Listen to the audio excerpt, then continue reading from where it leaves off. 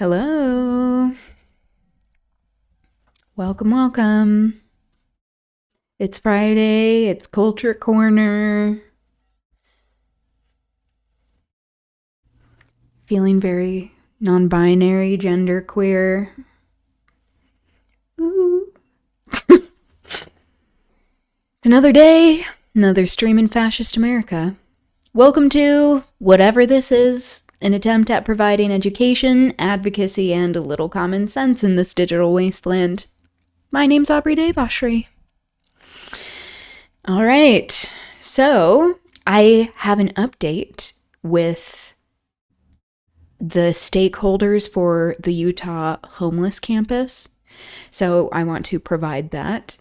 I was remiss for not mentioning when I have been talking about it in previous streams that the Utah legislature did not vote to fund the campus, but it also has not been taken off the table that the state is still pursuing buying up that land, that there is still a board that exists for the campus, and that it is concerning that the idea for it exists in the first place, and I wanted to get more answers on it.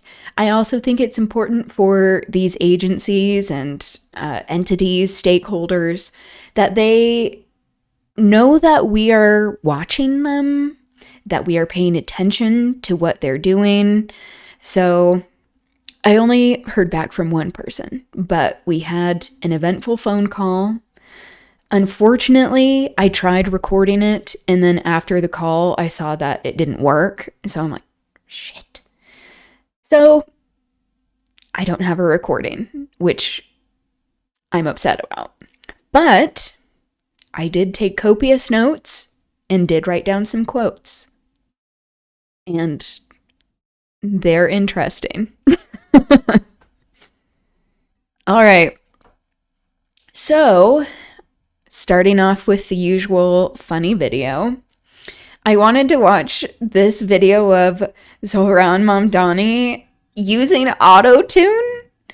I watched this last night and I felt like I was high. I wasn't sure if this was real or not, but it's real and I was dying. So I wanted to share this. Okay. See, I've liked it. We will place a cap on the most out-of-control costs that everyday New Yorkers deal with. Oh my God!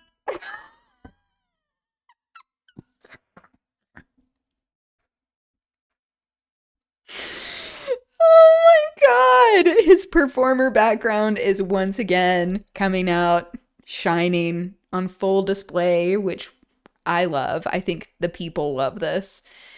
That fact that he's even willing to do stuff like this is so funny. Also how he's getting so into it. Closing his eyes. I say prices. We will free our city from the scourge of barefoot people who bring those The scourge of barefoot people. Oh my God. Here, let me adjust the sound real quick so I'm not blowing out my mic constantly. little tree slack lines to the park. Slack lines to the park. Legal for app companies to take a picture of you holding dumplings at 1 a.m. while wearing your nastiest sweatpants.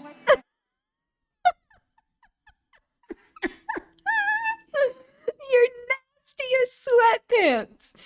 Who came up with this? Who came up with this bit? That's what I want to know. And we will ban the New York Times from making every single recipe beanie crispy.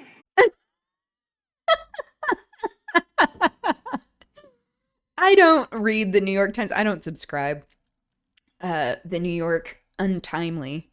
It's how I refer to it in my head because they're always behind the times.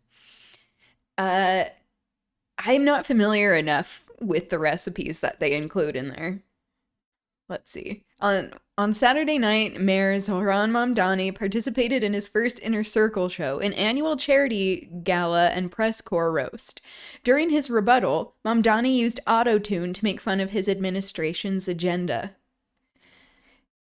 Being able to laugh at yourself is very useful in life. Creamy, crackly, Crackly. or garlicky.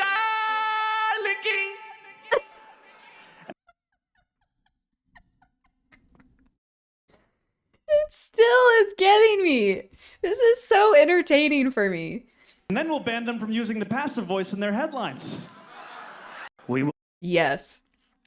The passive voice, that's for the writer folk, and also understanding how they are very soft in their language when they are reporting on things, especially when it comes to what is happening with the Israeli genocide against Palestinians, foreign policy at large, talking about imperialist violence perpetrated by the US. So let's look at this. These comments. It's not auto-tune. He can just do that. Cardamom calling to Mamdani like the Green Goblin mask. Man, horrific times with this presidency. And then there's this beacon of sunshine. Life is crazy. This is the most I've seen of a politician that is literally all positive. Yeah, there was another video that came out by Spectrum News, the channel that this is on, that is talking about how his popularity is only increasing, which is astounding considering how normally in New York City, the mayor becomes instantly unpopular when they are in power, where everyone just wants to blame everything on the mayor. And like, to be clear, there are plenty of things you can blame the mayor for, especially for these previous administrations. But people understand that he's doing work, like filling 100,000 potholes in the city in one day. The passive voice ending is just love. Welcome back, young Cardamom. Deep cut with that last dig at New York Times passive voice in headlines. Who is it that kills all those Palestinians? Uh-huh. That's what I was saying. This timeline is lit and also a dumpster fire, you know? What a time to be alive. All in for banning the passive voice from their warmongering headlines. Yes, exactly. Someone is a fan of Bo Burnham. Yeah, very reminiscent of Inside, that one special he did. Okay, it's official. Coolest mayor ever. Yeah. Yeah. This is what happens when we get to elect just, qualified people who are not bought and sold, who are not plants by billionaires or corporations, or who don't have trust funds. I mean, actually, I don't know if he has a trust fund. Maybe he does. I don't want to know the answer to that. I hope he doesn't have a trust fund. But it really is wild to actually get someone who acts like a normal human being. Okay. So, shall we get into the update that went with this call? I need to pull up that email. Okay, so the people that I heard back from, they're from the Department of Workforce Services, the agency being Homeless Services. I was originally directed to Nick Coleman, and then he directed me to their communications director. Having worked for the state government before, this is a sign to me that they are concerned about this topic, and it was elevated to someone else, namely this Jared Mendenhall. He said that it was okay to talk on the phone, so I gave him a call. I wanted to make sure I called him. I was going to do it on the stream, but I wanted to make sure I called him before noon because a lot of people at the state, especially these boomers, they work half days or they don't work on Fridays at all because they have a lot of flexibility with their schedules. That is not always offered to new people. So, calling that out. From the beginning, he seemed pretty defensive and seemed very concerned and confused, supposedly, as to why I would be calling. He said a lot of times, we're looking at different sheet music on this topic, on this subject. Variations of that. We're not on the same page with this. Why would you be talking about this when the legislature didn't choose to fund this project, when there isn't current construction for this project? And I emphasized that the existence of this project has been concerning to people, that even though it hasn't received funding, that this idea that this was come up with needs to be analyzed, that it doesn't mean this project is completely off the table, that there are people who are concerned and want to learn more, that there is still a bid, an attempt by the state to buy up this land. So even if it isn't used for this particular homeless campus, that it could be used for other things. And you can tell that he has gotten a lot of questions about it, and just kept saying, like, I don't know if I can help you, if I'm the right person to talk to.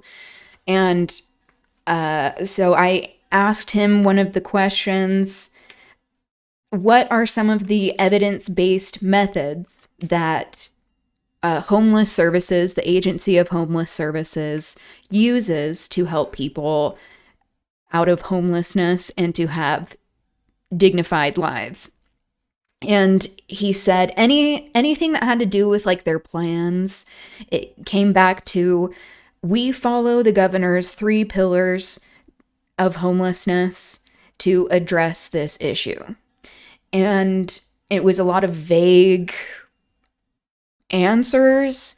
And what this told me, because again, having worked at the state before, it told me that he doesn't either know a lot about all of the goings on in his agency, because as someone who worked in media, if you were talking to someone who was inquiring, a reporter or otherwise, you do your research. You ask people questions who are the appropriate subject experts, and then you like create a list that you can draw on, have a little fact sheet. And he also was very vague about the people who would have expertise that I could talk to, that I asked him specifically, do you use evidence-based methods? And he said that he couldn't speak to that.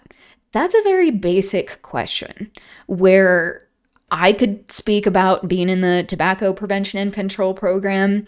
I could speak about the evidence-based methods that can and should be used to help people with their substance use disorders, with nicotine dependency and addiction.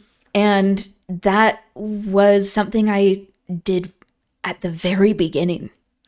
So it either is incompetence, willful deflection, which it might be a little bit of both.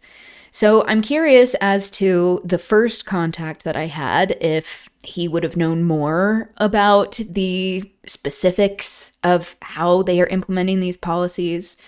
I asked him, according to your expertise, what are the most common reasons for homelessness, the conditions that lead to it? And he said, well, there are numerous reasons why people become homeless. It can be that they have mental illness issues, they have addiction issues. This is a red flag to me. But it is hard to pinpoint just one issue why this happens, but we try to provide wraparound services, follow the governor's direction for holistic services. And this kept going back to the governor. Why would the governor be the one to inform you? I mean, they get directives from the governor, but why does it always go back to him? Just that, like, oh, we just have to do what he says. Not, we do this because this method works. We do this because this is important for people. We have this research and data that we're following. He didn't seem to like that question. And I gave a response that said, I've worked in homeless services before for a nonprofit. And, but I'll finish this thought. Just interrupting myself. And that there is a misconception that mental illness and addiction are the things that lead to homelessness, when in actuality, the circumstances are more economic, about job instability, that people don't have a livable wage, that there are evictions, there can be discrimination, that there isn't stability or access to healthcare for these people. And which these people, it's like, that can happen to all of us. That can happen to all of us. Hello, Tan. Welcome, welcome. Good to see you. How are you doing?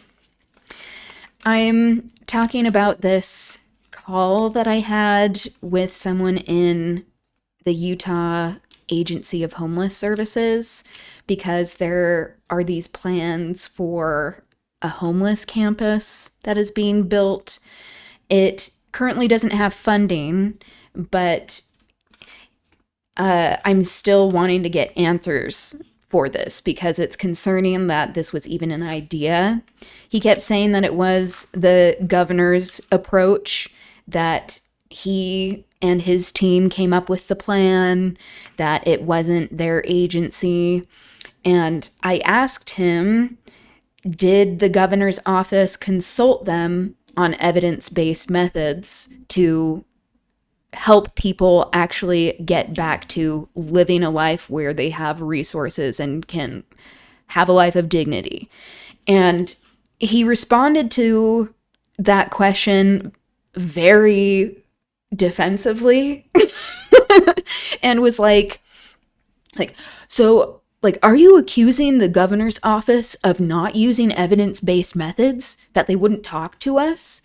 And I gave a rebuttal that was like, well, having worked for the state before, I understand that there are directives that come from the governor that are not evidence-based, and this is concerning. So I think we all have a right to know what is going on, because it's, and then he kept saying, like, why would you want to pursue this? Like, there isn't a reason to be talking about this right now. I'm like, okay, so why are you even saying that? Answer my questions. And he was saying how that there, he's like, well, how did you find out about this? And I said, well, I live here and I know that this was happening. I've heard from various news outlets and I wanted to get more information. And he was like, but why would this matter if there isn't funding for this? When it's not going to happen, there isn't current construction. We don't have plans that are being implemented right now. And that kept coming up a lot. Why are you asking about this? We're looking at different sheets of music because I don't understand why you're asking this. And I said, even though there aren't current plans being implemented, I'm concerned that the land is still being pursued by the state, that this has larger national implications of this idea, that there are other states that might implement this. Near the end of the conversation, because you could tell he felt like he was getting out of his depth, he wasn't prepared for a lot of my questions, which is so ironic because he supposedly was the higher up that would have more information. And so I'm just reading my notes.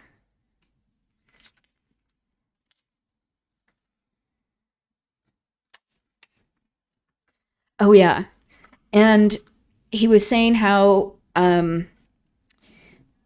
that's not a concern that we should all have, that people are not interested in this anymore, that he was interested in reviewing anything I wrote or presented to the public, which is very concerning and is not something that is done.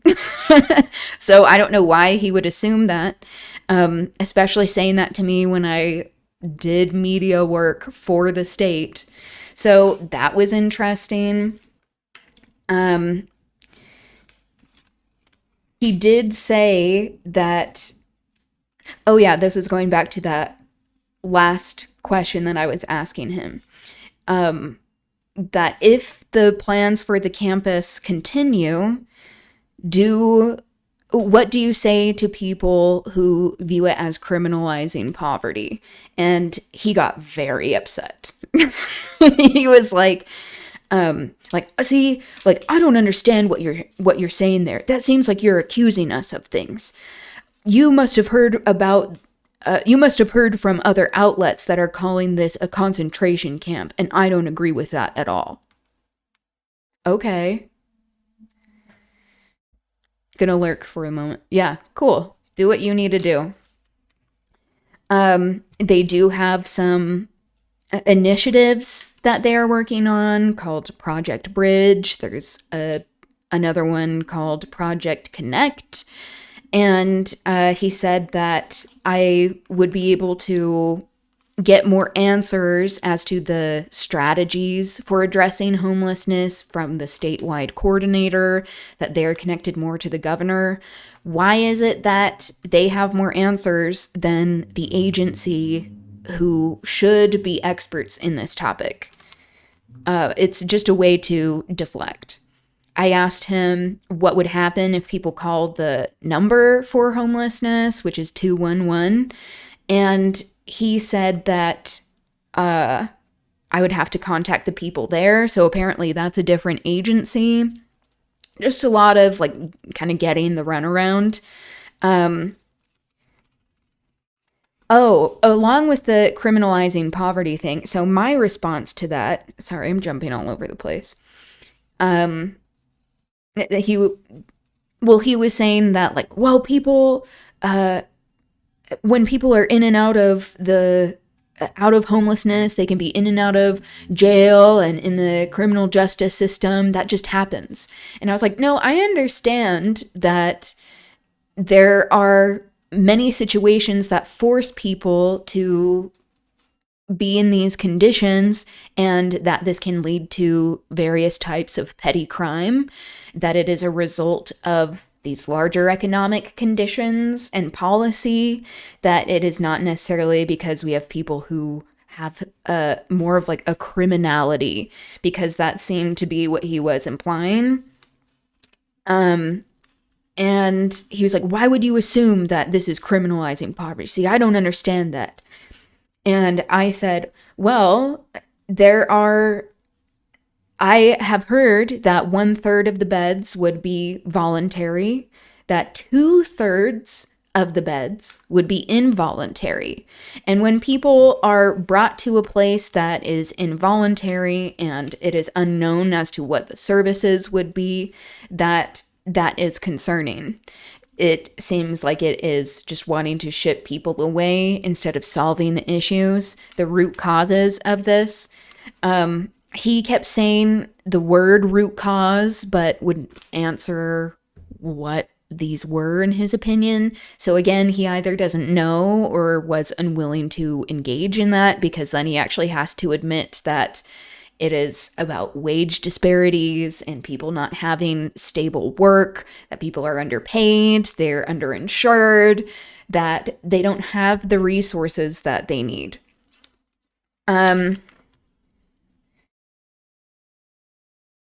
Yeah, and just to cap this off,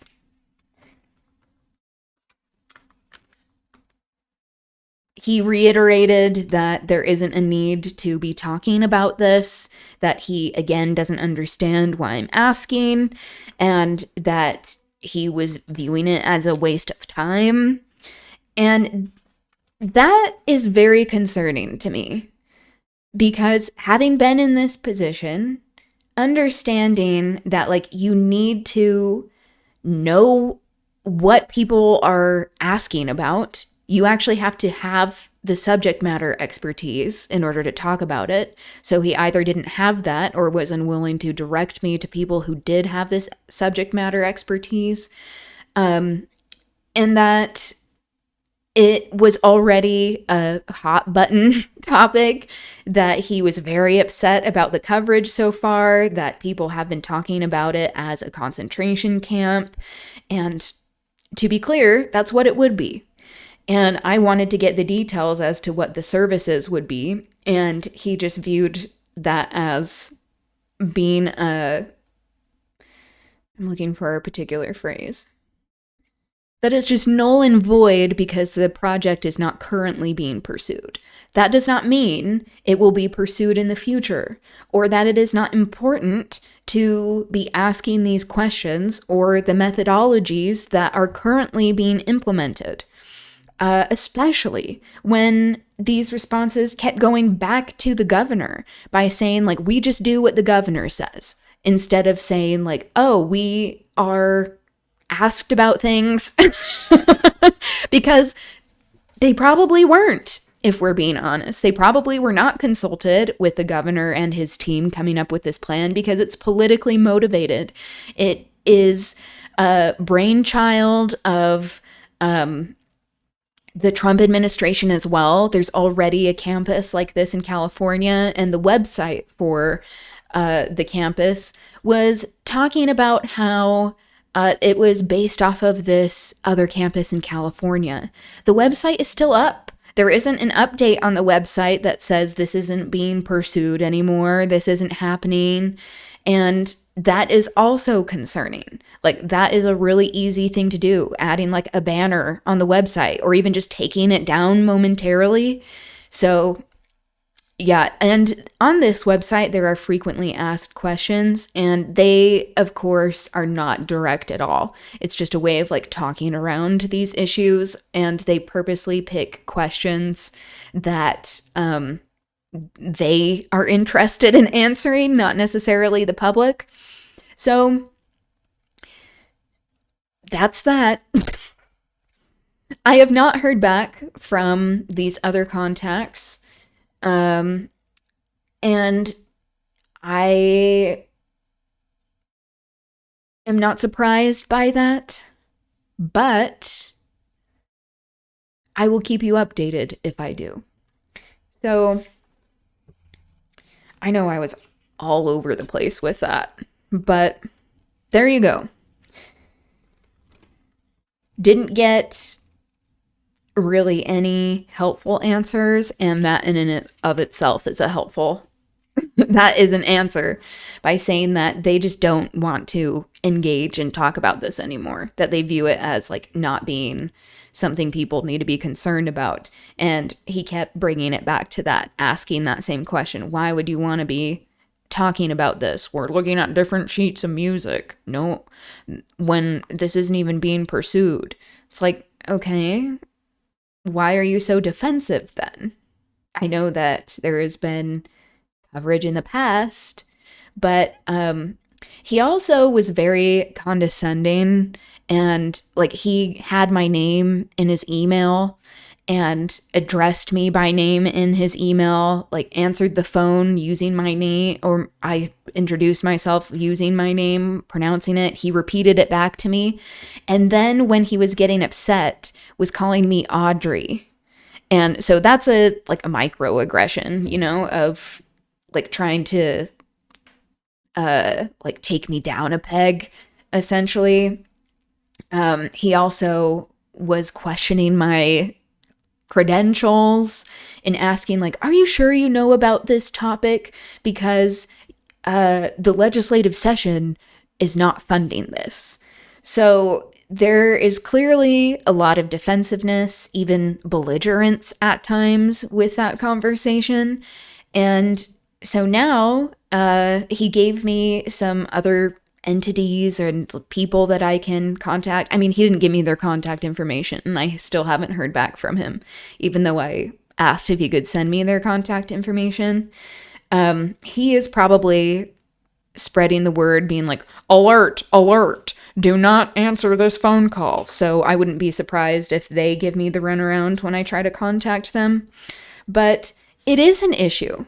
It's an issue that concerns all of Utah, that the governor, having been educated on actual evidence-based methods for fixing this homeless crisis, which they call a homeless problem, not that people are the problem, not that the situations that create homelessness and marginalization, that is the issue, which is just wild, because the governor has been educated time and time again about what actually works.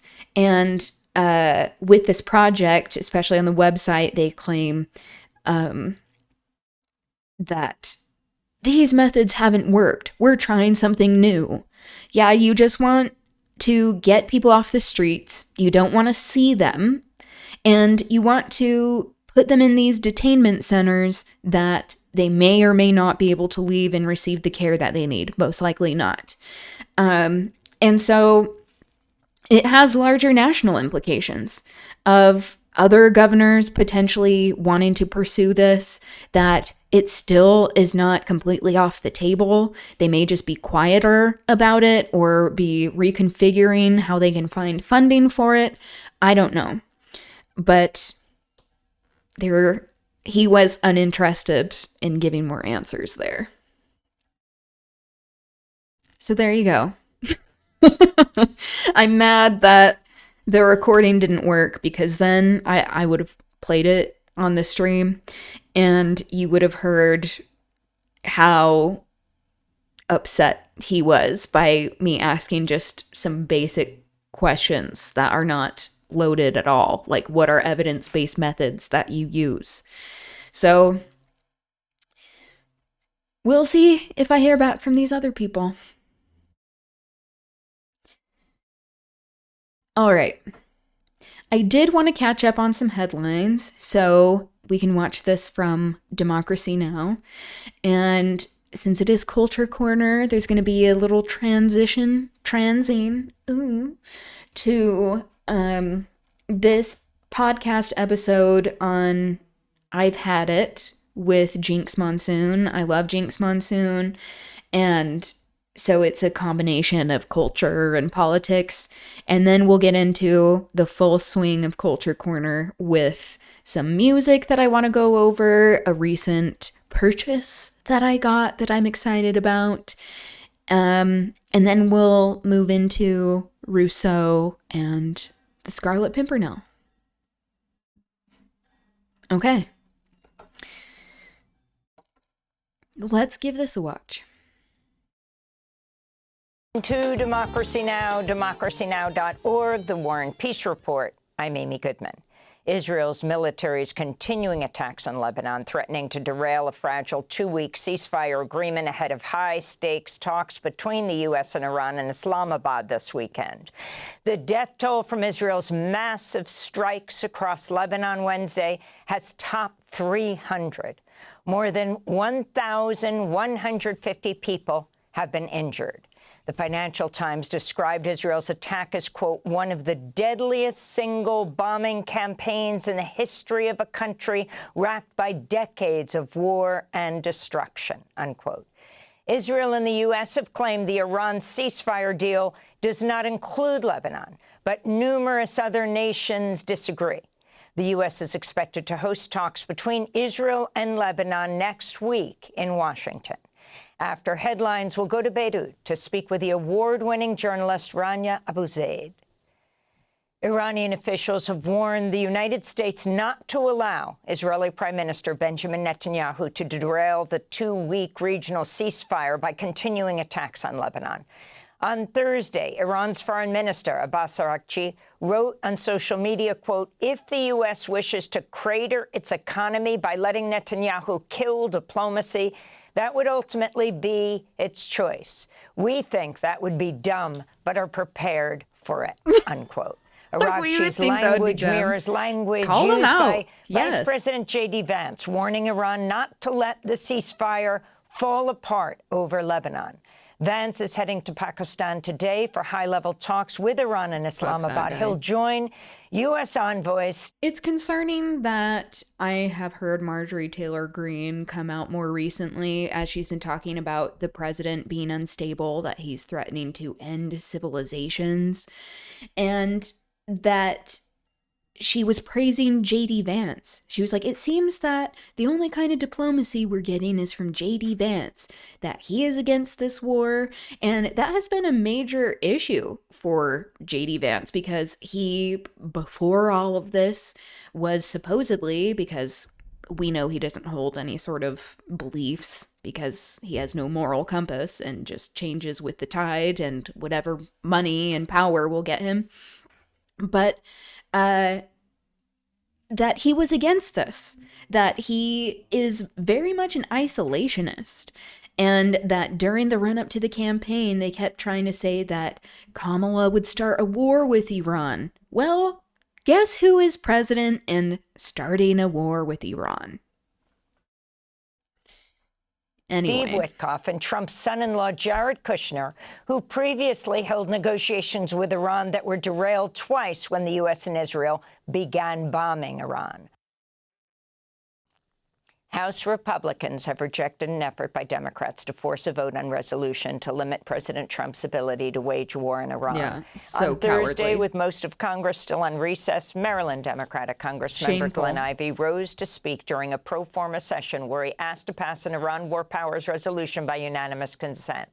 But Republican Speaker pro tempore Chris Smith quickly gavelled the session to a close without allowing Ivey to speak. Pursuant to Clause 13 of Rule 1, the House stays adjourned until 2:30 p.m. on Monday, April 13th, 2026. Congressmember Ivey and other House Democrats gathered on the Capitol steps after probably, what was his name? Let's look at his donors. Because this explains it all, right? Follow the money. Christopher H. Smith.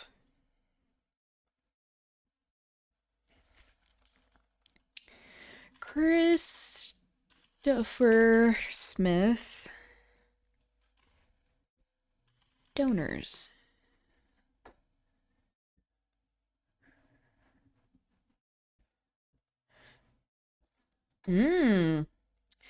He gets foreign affairs. Wow. Surprise, surprise. See? Top industry, retired, whatever that means. Top contributor, APEC.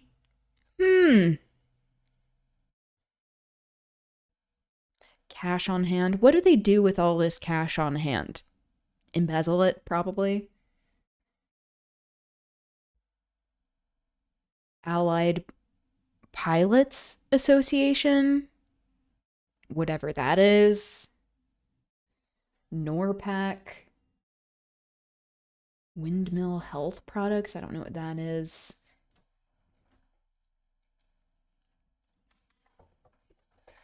Here, I'm going to look up NORPAC.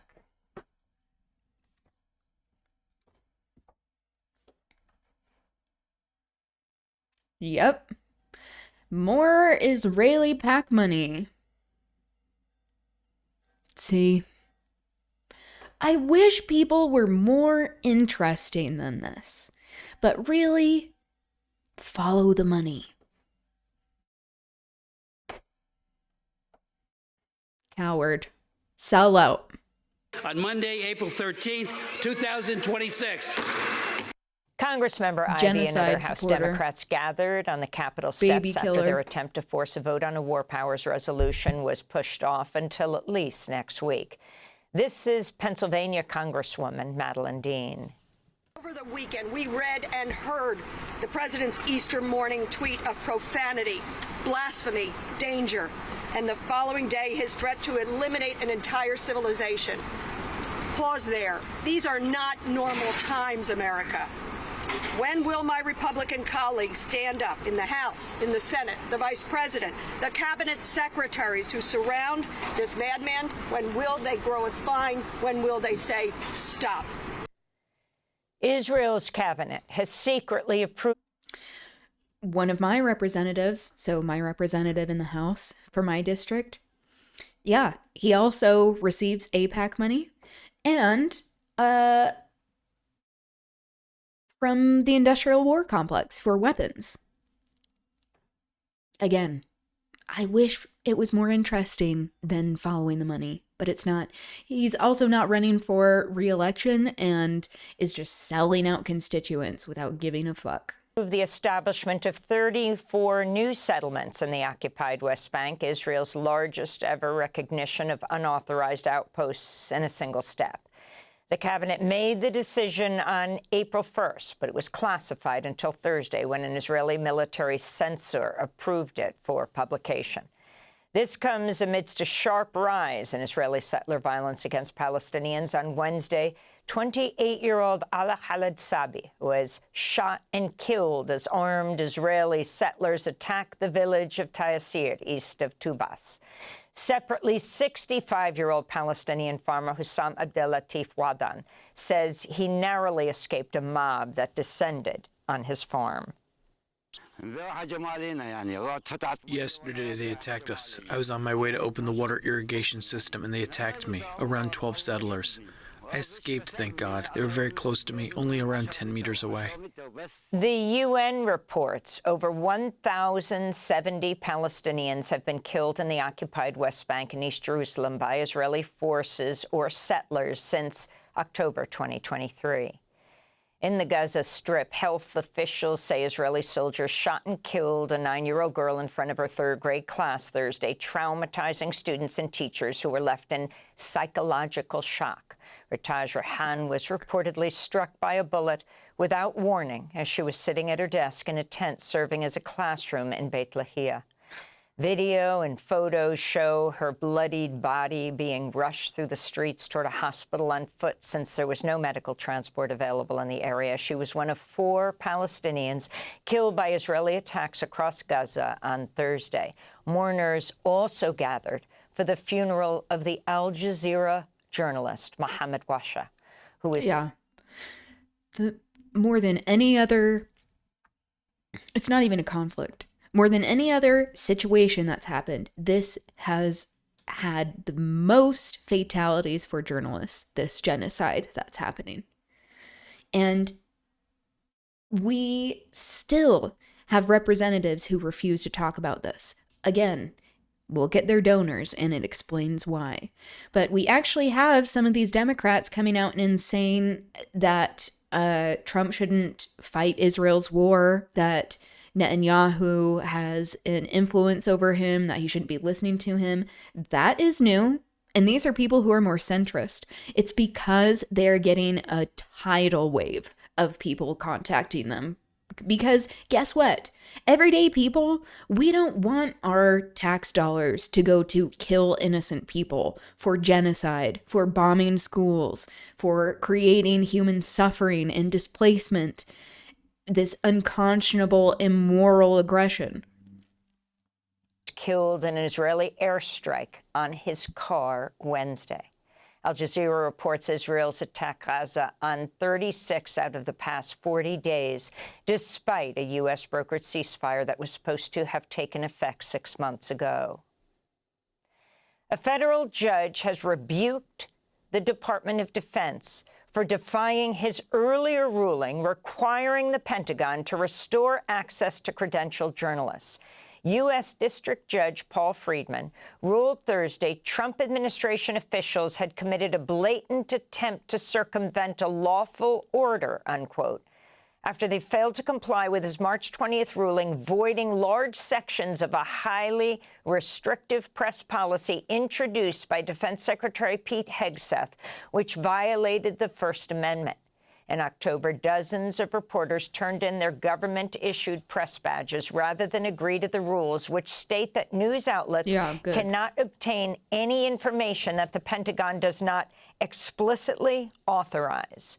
Thursday's ruling reinstates the press credentials of 7 New York Times reporters and applies to other members of the Pentagon Press Association. Especially with the president attacking journalists. A federal judge in Washington, D.C., has postponed the termination of temporary protected status, TPS, for about 5,000 Ethiopian immigrants living in the U.S. after determining the Trump administration likely disregarded the rules Congress set up for the TPS program.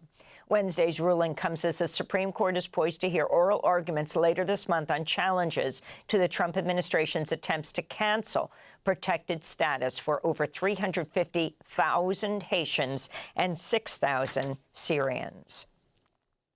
The United Nations Migration Agency warns over 180 people are feared dead or missing in the latest shipwrecks in the Mediterranean, including more than 80 migrants who went missing when their boat capsized Sunday after departing from Libya. The International Organization for Migration reports nearly 1,000 people have died attempting to cross the Mediterranean into Europe since January, one of the deadliest starts to a year since record-keeping began. First Lady Melania Trump unexpectedly summoned reporters to the White House Thursday, where she read from a prepared statement denying any relationship with the late serial sex offender Jeffrey Epstein. Some people think this is a psyop, and that could very well be the case. There are also theories that she didn't tell Trump that she's trying to distance herself from him. There is the idea that Trump did know, and it's a tactic to change the subject when this war with Iran is going so horribly. And, oh, what's the other one? There's another that people keep saying. It'll come to me. I have never had any knowledge. Oh, or there is a big drop, a story, report, leak that's going to happen, and she's trying to get out ahead of it. But she is acknowledging that there are survivors, that Jeffrey Epstein was running a trafficking ring and was abusing minors, which is in direct conflict to what her husband, Donald Josephina Trump, that he has been calling it a hoax. Of Epstein abuse of his victims. I was never involved in any capacity. I was not a participant, was never on Epstein's plane, and never visited his private island. Melania Trump also acknowledged she'd exchanged emails with Epstein's accomplice, Ghislaine Maxwell, in 2002, but dismissed it as a casual correspondence. A document from the Justice Department's incomplete release of the Epstein files shows Maxwell referred to Melania in an email as Sweet Pea, to which Melania replied, "Give me a call when you're back in New York." Yeah, I still do not think I have time to see you, sadly. I will try and call, though. Oh, so you have enough of a relationship to be called Sweet Pea that you are complimenting their spread in New York Magazine, how she looks in the picture, how is Palm Beach, I cannot wait to go down. Oh, so you've spent time together, huh? The letter concluded, "Love, Melania." Melania Trump infamously appears in a 2000 photo posing alongside her husband and next to Jeffrey Epstein This is what she's and Ghislaine Maxwell. claiming to be fake Meanwhile, photos. the First Lady is calling on Congress to hold a public hearing specifically centered around Epstein survivors. In response, the ranking Democrat on the House Oversight Committee, Robert Garcia, said he agreed. The onus should not be put on the survivors. This burden, where it is deflecting from the perpetrators, from people who should be coming in to testify, the fact that Pam Bondi all of a sudden is not expected to honor the subpoena, that's unacceptable. It's unacceptable. How did that even happen? I need to look up the details there. But is putting these survivors again at the forefront, where they have to constantly be asking for things, that they have to be holding press conferences, that they have to be sending letters and meeting with people. And there is nothing that is done, that they are constantly harmed by this. Their information is out there for people to see, their driver's licenses, addresses, phone numbers, social security numbers. Like, all of this is included in the Epstein files, and they have not been protected. It is once again putting them under fire and making them have to take all of the heat and consequences for the lack of movement in the government. Urging Republican Committee Chair James Comer to schedule hearings immediately. The First Lady's comments reportedly caught White House officials off guard, including President Trump, who told an MS Now reporter he had no prior knowledge of what his wife was preparing to say. The acting director of the Centers for Disease Control and Prevention is... But apparently, one of her advisors, Melania's advisors, gave a statement that President Trump knew. So we have conflicting information. Wow. Surprise, surprise. Blocked the publication of research showing COVID vaccines were highly effective at preventing hospitalizations for healthy adults last winter. The Washington Post reports the findings had cleared the CDC's scientific review process and were scheduled for publication March 19th in the agency's flagship scientific journal before data acting suppression. director That's Jay what these Bhattacharya shitheads personally are intervened to withhold constantly. the report. In 2020, Bhattacharya was a main author of the Great Barrington Declaration, which argued against COVID lockdowns at a time when no vaccines were available. Shame on you. Argentina's Congress has approved legislation that rolls back These people protections for should thousands be of nowhere glaciers, near making it easier the for levers of large-scale mining power, projects and yet to move here we are. forward. The reforms are supported by Argentina's far-right president, Javier Milei. Environmentalists warn the legislation threatens critical freshwater reserves that are the source of drinking water for about 7 million people. On Thursday, protesters rallied outside the National Congress building in Buenos Aires. I would tell the lawmakers that they were elected to represent the interests of the people, not those of the big mining companies or big capital, and that they should rise to the occasion, because today they may get the deal that they want, but this affects all of us. Tomorrow, they too will suffer the consequences of not having water. Hundreds of doctors, nurses, and public health workers have signed an open letter demanding the removal of Environmental Protection Agency Administrator Lee Zeldin. They warn Zeldin is, quote, pursuing a deregulatory agenda that will result in a massive increase in health-damaging air pollution, toxic chemicals, and climate-heating greenhouse gases, unquote. On Wednesday, Zeldin delivered a keynote address to a gathering of the Heartland Institute, a right-wing think tank that promotes climate misinformation. Zeldin celebrated his decision to revoke the 2009 endangerment finding, which allowed the EPA to regulate greenhouse gases under the Clean Air Act, and praised the Trump administration's rollback of fuel efficiency standards for new cars and trucks. Yeah, of course he did. Whatever the American consumer wants, rather than what politicians and bureaucrats demand. This morning and today, like all what's of you happening gathered now here in D.C. is a moment to celebrate. It is a day to celebrate vindication. Zeldin's comments came as NOAA, the National Oceanic and Atmospheric Administration, confirmed last month was the hottest March on record for the contiguous United States, with temperatures more than 9 degrees Fahrenheit above the 20th century average. The finding comes as forecasters warn a strong El Niño is likely to exacerbate global heating from human activity, which could make this year surpass 2024 as the hottest year on record. Yeah, this has been the warmest year I've seen living in Utah. We've had hardly any snow. Pam Bondi as Attorney General. And Chinese President Xi Jinping has met with the chair of Taiwan's main opposition party in a landmark meeting, the first of its kind in a decade. Speaking from the Great Hall of the People in Beijing, President Xi declared China will absolutely not tolerate independence for Taiwan and called for the island's reunification with the People's Republic of China. Cheng Li-wen, who leads Taiwan's KMT party, replied that the Taiwan Strait should no longer be a flashpoint for a potential conflict and warned against external interference, an apparent reference to U.S. and Japanese support for Taiwan. Cheng has called her 6-day visit to mainland China a journey of peace. It comes as Taiwan's opposition-controlled parliament has stalled a proposed $40 billion increase in military spending. This is Cheng Li-wen. What should be flying in the sky are birds, not missiles, and what should be swimming in the sea are fish, not warships. Human technology should be used to seek well-being for humanity and for the Earth. Human technology should not be for mutual slaughter or for the destruction of ecosystems. Yes. And those are some of the headlines. Love that. This is Democracy Now!, democracynow.org, The War and Peace Report. I'm Amy Goodman. Thanks for watching Democracy Now! On YouTube. Subscribe to the channel and turn on notifications to... All right. Okay. Let's get into this.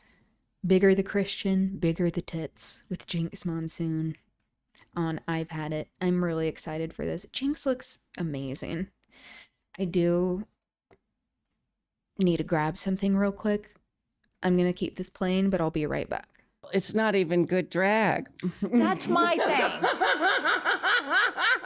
You guys, yeah, Like politicians. Mar-a-Lago face. If you alienate all the dolls, we won't tell you who our surgeons are. So if you alienate all the queens, we're not going to help you get your nipples in line.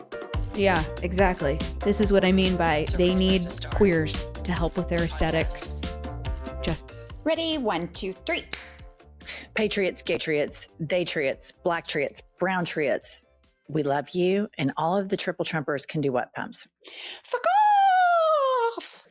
I saw somebody, you know how you get tagged and stuff online? Mm-hmm. There was a person that was watching our show, and then when you did the fuck off, they lip-synced it to their camera. So shout out to whoever that was. Somehow you ended up in my feed, and I thought it was fantastic. I love didn't that. save it or send it to anybody. That's my bad. I'm like a manic ADD person online. And I think, oh, that's cute. I should save that. And then I never do. Yeah. Well, I've noticed that you know how like I've lost texting on my phone and then I lost Instagram for like 10 days. I didn't notice that until Kylie fixed my other problem. So. All right, Pumps, what have you had it with? Oh my gosh. I know you're going to have had it with this too. So I'm so happy to bring it to your attention. You know how we have people on social media that say, I'm going to take a social media break. Oh, yeah. This is a true story. In my email box, I have a subscription for this prescription dog food for my elderly dog. So I get like 2 emails in a row from them, which I think is weird. So I look at it and it says on April 18th, our website will be down for maintenance. And I'm like, okay. Then I get another one. Make sure that you know we're going to be down for maintenance. 3 or 4 days later, they keep sending me this shit on their down for maintenance. I'm like, bitch, put it on your website. We're down for maintenance today. Order tomorrow.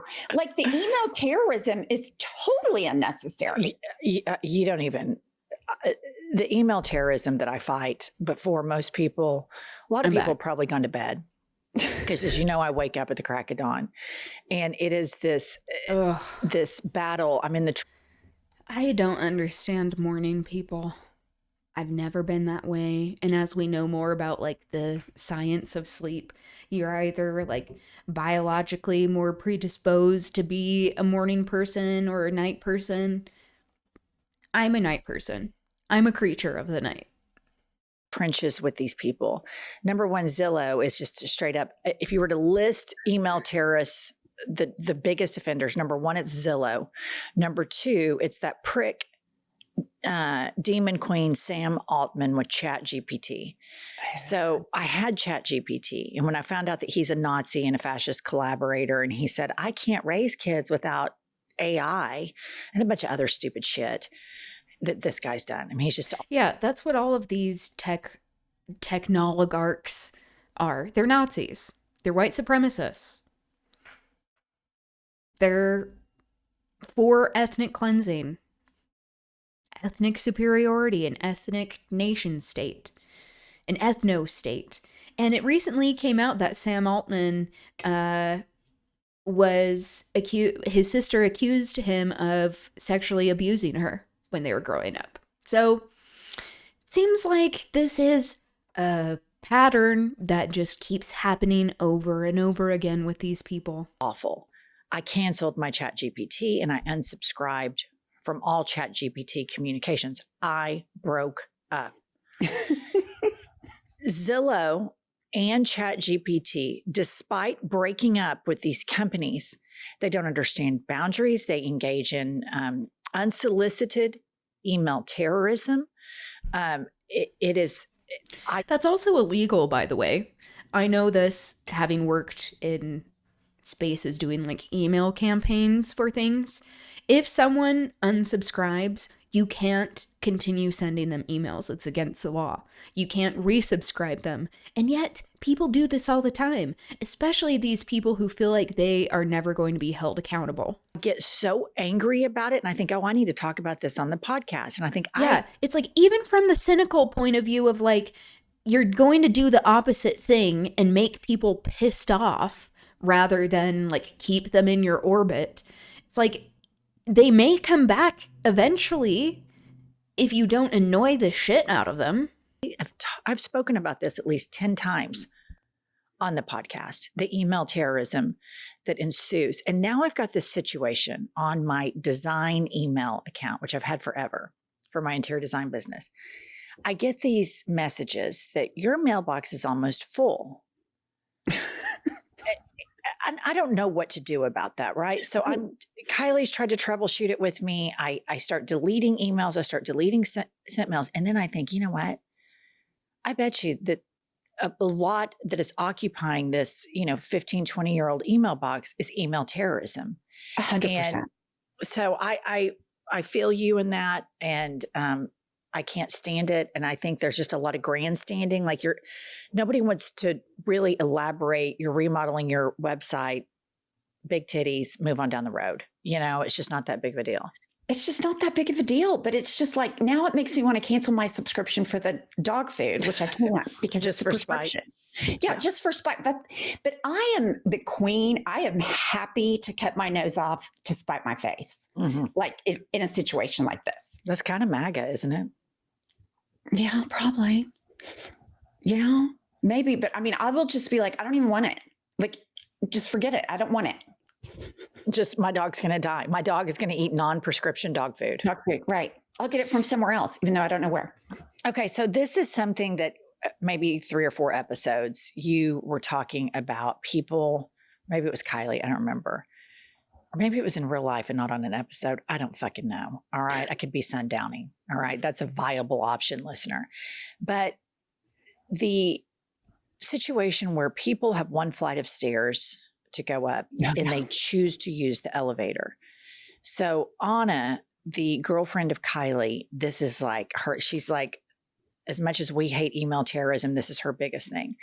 So I come to the studio, listener, I'm in our new New York studio. And we're on the top floor and there's a beautiful staircase in the building. Like it's wide. It has a deep slope to it.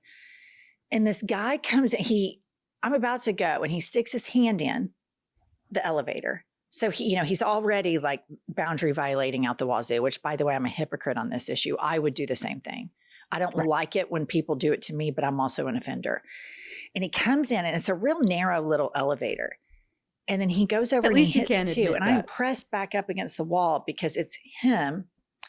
And then he has a backpack that's about 30 inches deep. No. See, that's so rude. No. You always take off your fucking backpacks before getting into an elevator. Hold it on the front. That's etiquette. Stanley Cup sticking out the side of it. And I thought, here we have the trifecta of grievances, listener. This motherfucker will not walk up one flight of stairs. He has a backpack, which everybody hates because people that wear backpacks do not have self-awareness for the depth that their backpack takes up. So they're just, on airplanes and airports, walking down the street. It's just like they are not accounting for the fact that they are, about 24 inches deep instead of, 8 inches deep or whatever a normal human being is. And then I saw that Stanley Cup and I just thought, I hate you. Like, I fucking hate you. I cannot stand you. I can't believe we shared oxygen in this elevator together. And I'm just going to tell you this. He emitted MAGA energy. Well, I was going to say the Stanley Cup, he won't climb up one flight of stairs. Yeah. It might be entitlement, the rudeness. Yeah. He's probably conservative. That he's leaning that way. You kind of thought in New York City you'd see less of it, but there's always one or two around. Mm-hmm. All right. Well, those are our grievances. Welcome to I've Had It. I'm Jennifer. I'm Angie. Kylie. Hi. How are you? I'm good. Jen, the other day, Anna and I were in the same elevator and a girl comes in, she presses 2 and we're waiting for 9. And Anna goes out loud, Kylie, should we take the stairs to 9? In front of the girl. I was like, she's just such a bitch. It's just like I love that though. Passive aggressive cunty right there. Mm-hmm. Yeah. I kind of love that. I do too. I do too. The thing about Anna, she's tiny, but she will not be afraid to open her mouth. Well, agreed. No. Sometimes if you are tiny, I'm 5'3". I wish I was taller. Yeah, especially being a non-binary person. I would like to be taller because I think people just associate height with being more femme. Anyway, but sometimes when you are tiny, short people, you have to learn how to do that so you don't get trampled. She's not. She's a spitfire. Okay, I've got a couple reviews for you today. This one is 5 stars titled, I'm Not Mad. And Muster writes, I'm just disappointed. My favorite mommy podcasters won't be accepting my nomination for FBI Director, Jessica, or Secretary of Treasury, Pumps, because now all my AA insider trading is Jessica, not Jen. People are upset since you told them you're not going to run for office. Yeah, I mean, but the thing is, you guys, don't you think being a politician is so boring? Isn't this so much more fun? To do this? Isn't it so much more fun to sit back and gossip about politicians and go, well, if I were them, I would do it this way and act holier than thou and sanctimonious. I mean, this is a million times better. 100%. And here's the deal too. Like, part of your job as a politician should be to meet with your constituents and discuss their concerns. So that's a whole level of meeting people that you don't want to do at our stage of life. Yeah, I don't really like meeting with people. We were recently invited to the White House Correspondents' Dinner, and I told our agent, I don't want to go. And he said, why? And I was just like, I don't want to talk to people. I don't want to sit at a table with people. I have zero interest in going to that. A year ago or 2 years ago, I remember Pumps and I really wanted to go. And this time he called, he's like, hey, I've got seats. And I was like, there's no. Even if you were paying me money, I'm not going to the White House Correspondents' Dinner. Yep. I don't want to go. I have zero interest in it. Zero. Let me ask you this. If it was Obama? 100% I would go. Yeah. But that's different. Yeah. I would 100% go. I'd be the belle of the ball. I would be like a small talk.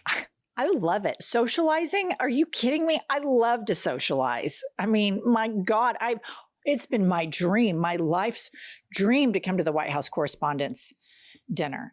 But to go to dump truck dinner? No, absolutely not. Okay, the next review is 1 star titled Nut Stains. And they write, these 2 white racist elite Democrats are nuts and get bred by Klansmen. Wait, pop that back up. I don't understand that. Okay, we're white racists, which this is something that Trump calls white people racist, which is just, that is stupid signaling is what that is. We have virtue signaling. We have Christian signaling. This is stupid signaling. And MAGA seems to stupid signal constantly online.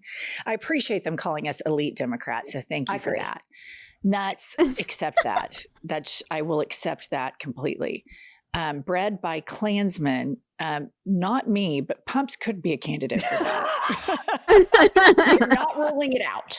She comes from some generational white supremacist shit. Mm-hmm. To be fair, not on my paternal side. Just right. Right. Yeah, only because one side. Your grandmother memes. She was a Democrat and not a racist, and really fought the good fight. See, you had it in you this whole time, Pumps. It just took you a while took me to get away from the Klansmen. All right. I would like to share a news story. First of all, I'd like to share some news. We have, of course, you all know we have Kylie and then we have Seth, but we have hired a new producer. His name is Ryan. Should I make him show his face? Ryan B. Ryan B. Yes, Ryan B. Oh, needs I'm to gonna show his grab face. There's Ryan B. This tape that Everybody, I need welcome Ryan B. I was not prepared these for little this. bracelets that I'm making. That's the better I'll be part right of back. it. Yeah, that makes it all the better. And he is going to be finding, like, writing story content. There's so much fuckery going on. And so you all know we have our political podcast, IHIP News. This is our therapeutic podcast called I've Had It. And we need somebody to stay on top of all of this for us. And so he is going to be producing so many great segments for us. And this is the first one, his first segment for I've Had It. And let's see how he does. All right. Let's pop up the post, Kylie. A Tennessee library board fires the county's top librarian for refusing to comply with its vote to move more than 100 LGBTQ books from the children's to the adult section over its claims that they promote gender confusion. And now we have a video to go along with this fuckery.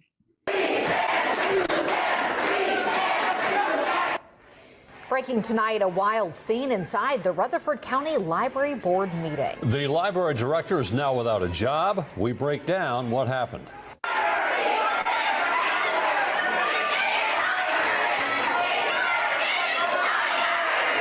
Chaos and commotion.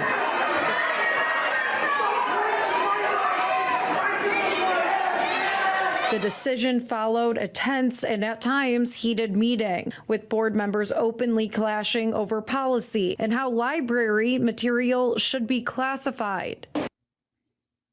Okay, so the people were actually there supporting the librarian, and they had signs up that said Nazis ban books, etc. And that's the truth. All of this, we need to point out for MAGA people to be triggered by books. I mean, these are the biggest titty babies on the planet. Yeah. You have agency, you have autonomy. When you go to a library, you simply, if you don't want to read gay stuff. All of these parental rights people. Oh, parental rights. That means I get to impose my religious view and political viewpoints on other people. Well, guess what? You're infringing on the parental rights of other people and their kids to be able to read what they want. If you feel so threatened by a book, I think you should really consider why.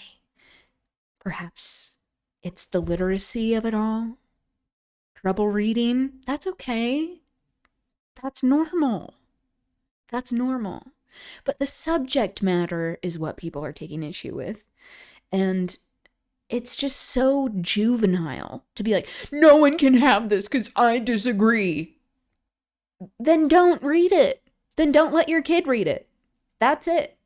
You just don't do it. Get a different book. It's just that simple. It is just that fucking easy.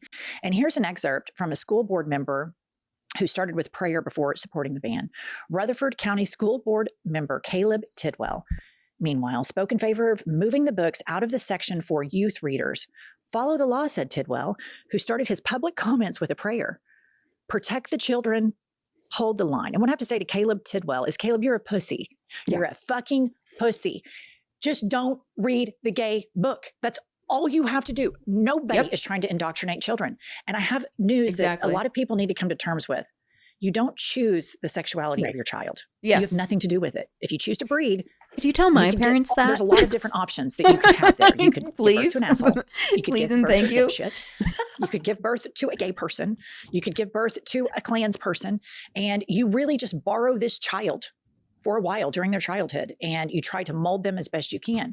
But I would argue that the best parents teach acceptance and expose their children to all sorts of different types of people and teach universal love and universal human rights. But these people, these Puritan freak show MAGA titty babies that are scared by books, that are leading this shit with a prayer, is so hysterical. It's like peak hysteria. Hey, my name is Caleb and I'm the country's biggest pussy. That's what I think about Caleb. Pumps, what do you think about Caleb? Okay, here's the thing about Caleb. Remember the Moms for Liberty, and we had all kinds of threesomes? My guess. Oh, I lived for that. Bridget? I did too. Bridget had the menage a trois. Let's remind the listener about that.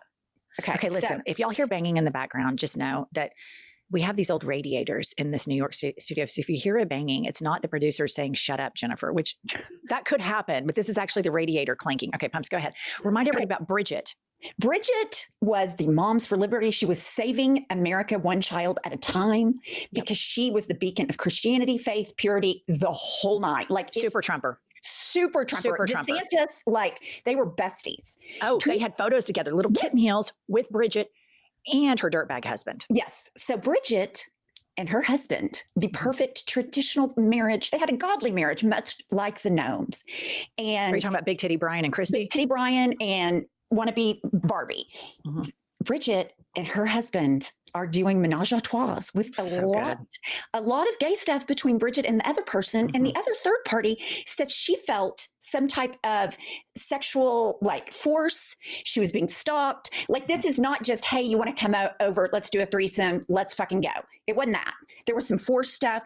So my guess is this man, if we went deep, if we went inside his like Caleb? Google or Caleb, the world's biggest pussy? Yes. If we followed him on a Friday night when he thought his wife was asleep, this guy is doing stuff that he would rather not have everybody know about. Okay, I'll tell you what I think he's doing. I'll tell you exactly. I would bet lots of money, canines and children on this. Ooh. I guarantee you, Caleb, the world's biggest pussy that's leading prayer in Tennessee, is on OnlyFans with Big Titty Brian.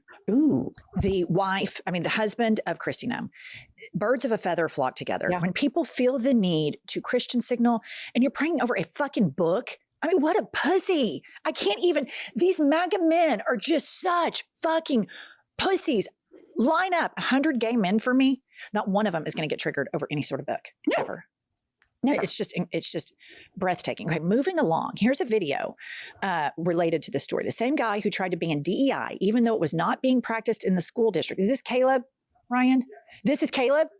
Oh my God, fasten your seatbelts. Here's the world's biggest pussy. All right, play the clip. I've been told that Rutherford County is not implementing this practice, but since we're not implementing it, I think it's best to do away with it in case it were to be brought up in the future. Other board members believe the subject at this point should be left alone. It's been very volatile in the state due to the voucher rule, and honestly, I'd hate to see us take up any more resolutions. I'm sick of them. I'd like the politics to be gone, and let's just get back to the business of taking care of our students and giving a world-class education.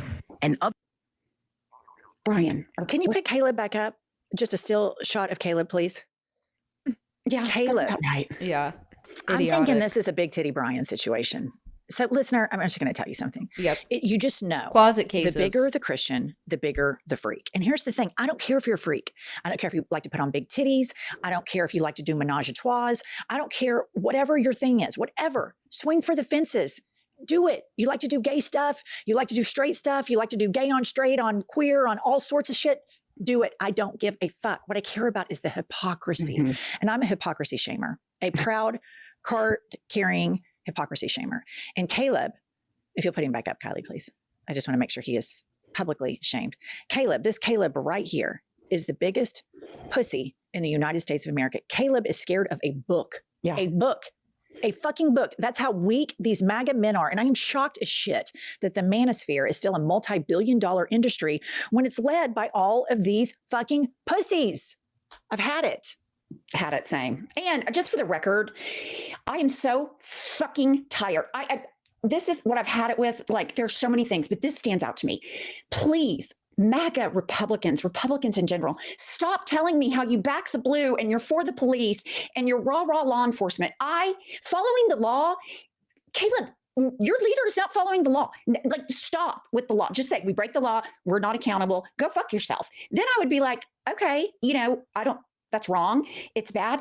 But just all this, we back to blue. We want to follow the law. No, you don't. You want to do what you want to do. And you don't give a fuck if you're following the law, nor do you support law enforcement. So shut up. All of that is just, it's, they feel like it makes them like there's something broken in them. So that they're going to pray before something because they're trying to shield you from what's going on. Like with Big Titty Brian. Big Titty Brian, of course, is always talking about we have a godly marriage. Christy Noma's like, Brian's the anchor of our family. The Lord made him the anchor.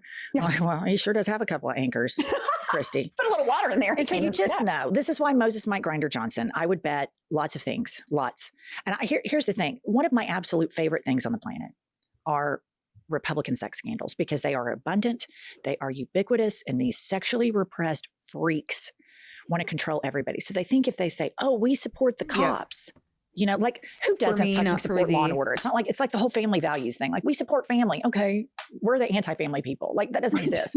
And the thing about the cops is there's a racial thing with that because historically Black neighborhoods, instead of being invested in resources, they have invested in over policing, which feeds the prison industrial complex. So there is a link to the backing the blue and all of that is all really white supremacist coded. And that's what that is, because the reason the police are, and I believe most police, I think there's some bad cops. There's no fucking question about it. I watched the OJ trial. I mean, what was his name? That racist? Furman. And you know that there's a lot of fuckery that goes down with cops. But there's a lot of people, like now that I live in New York, you see cops all over the streets or in the subway. They're great. They're like super nice guys. I'm always like, hey, can you help me which train here? And they're super helpful. But these are good conversations to have. But I think that whole back the blue shit, it's just bullshit. I think it leads to, it's a teeny weeny situation on top of, we just like to be racist. And they like it that Black neighborhoods are over policed more than their neighborhoods. Agree. Okay, we're going to take a commercial break and then I will be back in studio with a fantastic guest, Jinx Monsoon. So we'll be back in just a minute. Listener, I like a clean house. I like for everything to be tidy. I like for my office to be tidy, but sometimes I wonder about all of the chemicals in cleaning products. So I went over to this company called Branch Basics and I bought their premium starter kit. It is a game changer. And here's the thing about cleaning products, you guys. You use them every single day, sometimes multiple times a day. The counters are where you prep your food, laundry detergent, soaking into your clothes, on the floors that your kids and your pets or sometimes yourself are crawling on. This is where Branch Basics changes that narrative entirely. This is a female-founded brand, and it is redefining transparency and eliminating toxins from our homes, starting with the products we use most, cleaning products. Do like I did. Order the premium starter kit, and it comes with one powerful concentrate that makes everything from laundry detergent, bathroom cleaner, glass cleaner, and even pet wash and vegetable rinse. One formula, no mystery ingredients, no unnecessary fillers. And here's the good news. Branch Basics is now available everywhere you shop at Target, at Target.com, Amazon, and of course at BranchBasics.com. Tossing the toxins has never been more convenient. And for anyone grabbing the premium starter kit, you can still get 15% off at BranchBasics.com with our code HADIT. Just use code HADIT for 15% off the premium starter kit at BranchBasics.com. After you purchase, when they ask where you heard about them, please make sure to mention our show. I think one of the most important things we can teach our children is how to manage money, how to make sure you pay your own way and you pay people back if you borrow money from them. Getting money mindfulness is incredibly important. That's why I love Cash App. Listener, Cash App is designed to meet teens age 13 to 17 where they are with intuitive educational tools. Available through sponsorship by an eligible parent or guardian, teens gain access to a personalized Cash App card that comes in different colors and patterns to fit their style and their ability to instantly access money from family and friends. Cash App makes managing money feel easier. And honestly, it's just a lot cooler than a lot of the other options out there. The platform also has tools that can help teens develop real-world financial habits in a space that's safe and easy to navigate, all with your oversight and approval. And finally, no one wants unnecessary surprises. With Cash App, there are no monthly fees, no minimum balance requirements, and no hidden charges when sending or receiving money. Listener, for a limited time, new Cash App customers can earn $10 if they use code FAMILY10 in their profile at sign up and send $5 to a friend within 14 days. Terms apply. Cash App is a financial services platform, not a bank. Banking services provided by Cash App's bank partner. Prepaid debit cards issued by Sutton Bank, member FDIC. Direct deposits and promotions provided by Cash App, a Block Inc. brand. Visit Cash App/legal/podcast for full disclosures. All right, we have an in-studio New York City guest, Jinx Monsoon. Jinx is an award-winning actress and the only drag queen to win RuPaul's Drag Race twice. Her performance in the Tony Award-winning Broadway smash Oh Mary was hailed as one of the best performances of 2025 by the New York Times. Next up, she's heading to London, God, I love London, to take on her first dramatic role where she'll be playing Judy Garland in the revival of End of the Rainbow. So Jinx, why are you such an underachiever? On the West End. Because I'm a Virgo. No, I just have always known exactly what I wanted to do with my life. And I was pretty sure of how I wanted to do it. Flawless. And, you know, if you look back on the last 15 years that I've kind of like entered the public arena, it's just been a slow climb to doing exactly what I said I was going to do from the beginning. Slow climb to the top. Back-to-back champ on RuPaul. It was a lot of hard work doing that twice, but you know, I did it. And for now, I'm the only one. Exactly. All right. So Kylie did some research, maybe it was Ryan, that you do great impressions. Yeah. And I'm wondering, do you have a Melania? Uh-huh. Oh, I have a good one. You go first. Well, mine's based. This is a shout out to my friend Devin Green, who does a Melania impression where she's like, "My name is Mesopotamia. Garage door, I put cranberry in tinfoil. Call it fine jewelry. I am not a feminist." I'm not a feminist. But it's totally derived from Devin Green. But let me hear yours. Okay, she's like, my husband is only fighter, and I want the children to study literature, mathematics, history, art. We want the children to not be raped. Epstein introduced me to my husband, who is a pornophile. It's very, very good. You're ready for Snatch Game. Thank you. It reminds me when Of she Melania? was of Melania. This was my latest impression was, what happens if Santa Claus gets stuck in the chimney? Does a reindeer give him a kick? What about the mail slot? A kick? I mean, you know what's so crazy about like Trump's whole thing is anti-immigration. Yeah. 2 of his 3 wives were fucking immigrants. Well, it's just kind of like what makes me feel the most crazy, and I feel like a lot of people feel the most crazy, is that the hypocrisy is blatant. Oh, yeah. You know, and you know, with recent events. Are you talking about Big Titty Brian? Yes, of course. It's like the reason why that is so frustrating for people like me is because we have literally been demonized for years for our deviant behavior and classifying everything about us as deviant. And then here is an example. And what are they going to say about it? They're going to shrug their shoulders. They're going to blame it on something. They're going to blame it on someone else. And then they're going to continue to be hypocrites. And that's just, it's maddening when you watch a person openly be a hypocrite and then people find excuses for them. Yeah. That's the hard part. Is and like, then you still have to deal with the fallout. You King have to deal with Arthur's the bullshit when you are engaging in the same thing. All for one, you know, but not in it a was hypocritical and ethical way. I just keep thinking about the whole reason King Arthur was undone is because there was he wanted the fights about one rule for one and a different rule for the rest. You know, that's why we don't want a king, is because we don't believe in one person just getting special favor just 'cause. Right. And what we're watching is people get special favor just 'cause.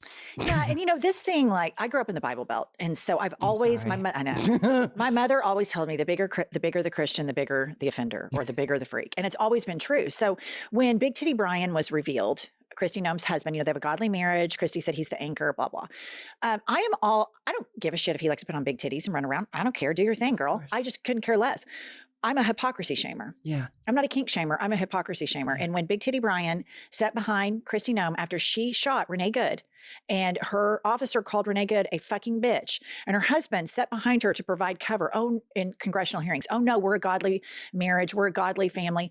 Fuck you, Big Titty Brian. You're goddamn right. I'm going to drag that thing out from now till the cows come home. Well, and this is why we're supposed to be separating religion and politics in the first place, right? And I know that even bringing that up pisses off the right, because they're like, they get angry when we talk about separation of church and state, but they want it when it comes to everyone else's religion. They just don't want separation of church and state from Christianity, right? And they want Christianity to be the norm, but their definition of Christianity just fluctuates and changes and is based off of nothing and will always protect them and damn everyone else. Well, I've noticed, Jinx, they vacillate between two things. It's either a weapon or a shield. Yeah. They either weaponize it against somebody like you. Yeah. They're going to weaponize their religion. And then when you say, hey, you're a religious hypocrite, then they're going to try to use it as a shield to protect them. Or just like Kristi Noem and Big Titty Brian, they use their faith. Oh, we're in a godly marriage. Yeah. They use that to shield We're them. allowed they're kinky to freaks. pass judgment on all of you because we've,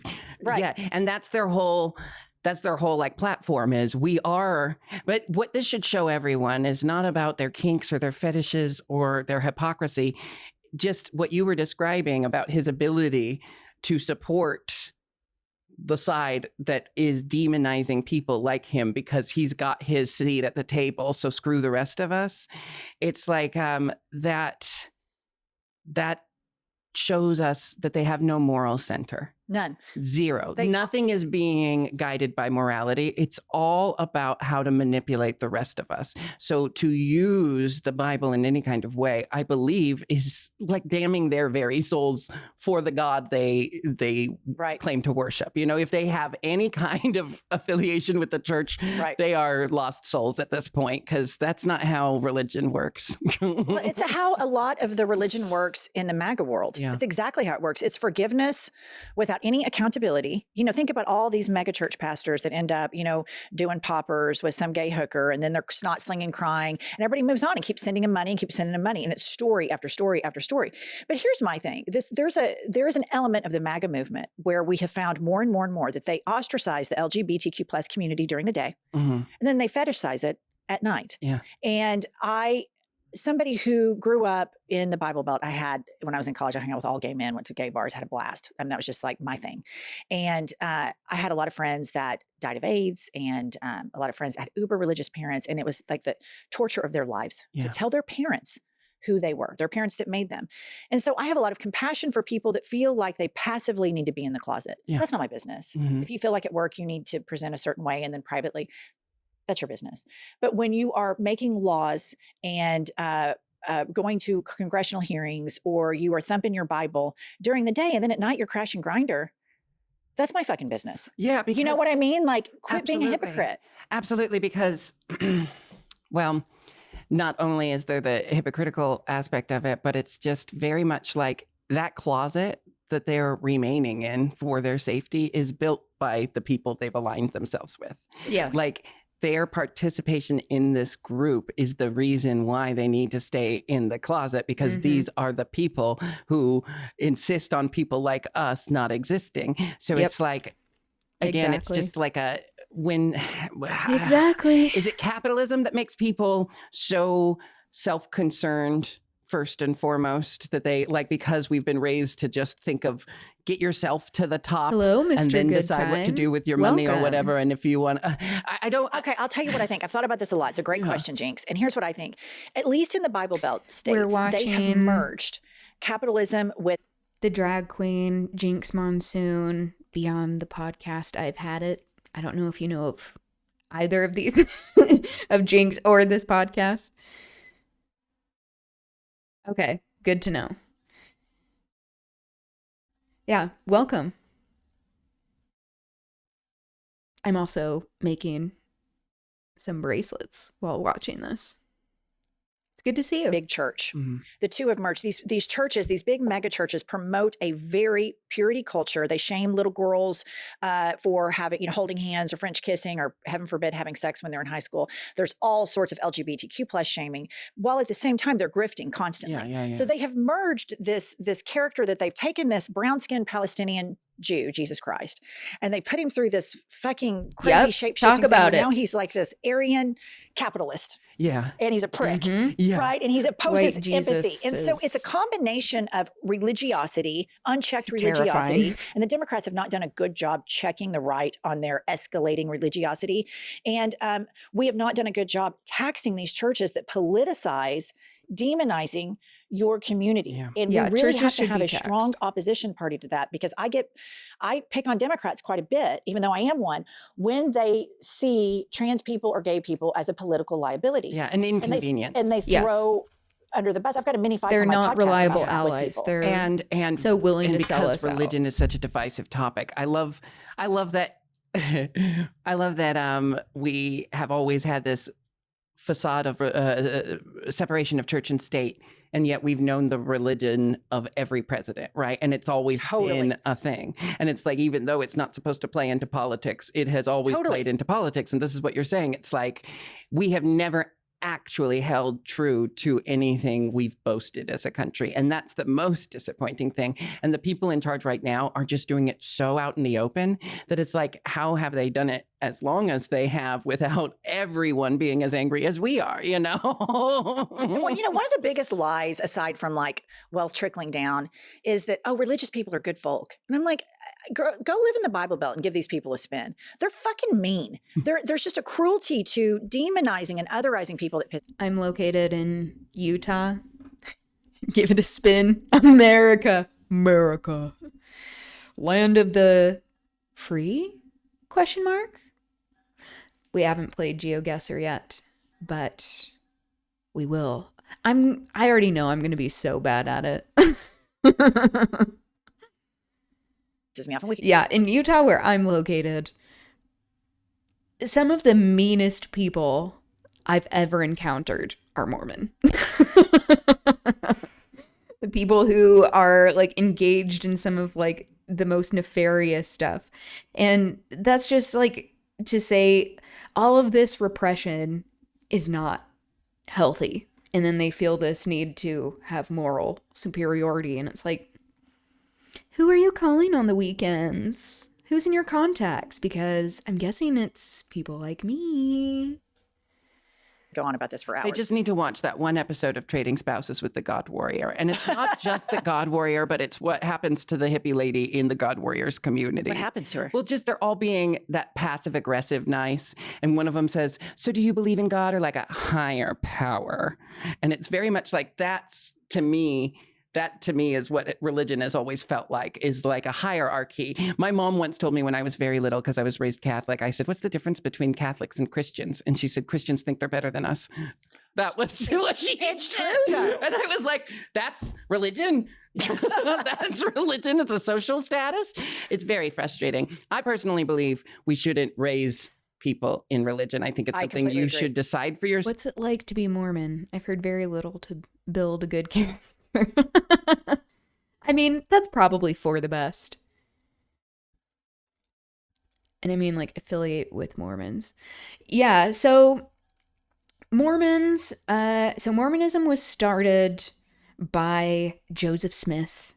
He was a grifter, claimed to be able to, like, he originally was a treasure hunter, and claimed to see an angel.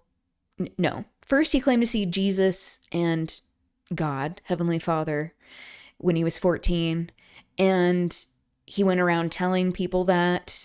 And there were some people that believed him. He became a treasure hunter, and people were very mad at him because he was ripping people off and doing like animal sacrifices, like these rituals on their land, like killing their dogs and stuff to like find treasure.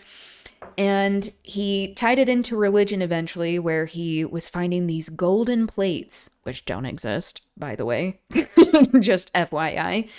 And so then he started a religion. He was getting more followers, trying to say that like none of the churches that exist were true, that he was the next prophet, and that they needed a place for them to live. So it's a very Zionist religion. And eventually, like once they got more followers, he claimed to have an angel appear to him with a sword, threatening him that if he didn't embark on polygamy, that he would be destroyed.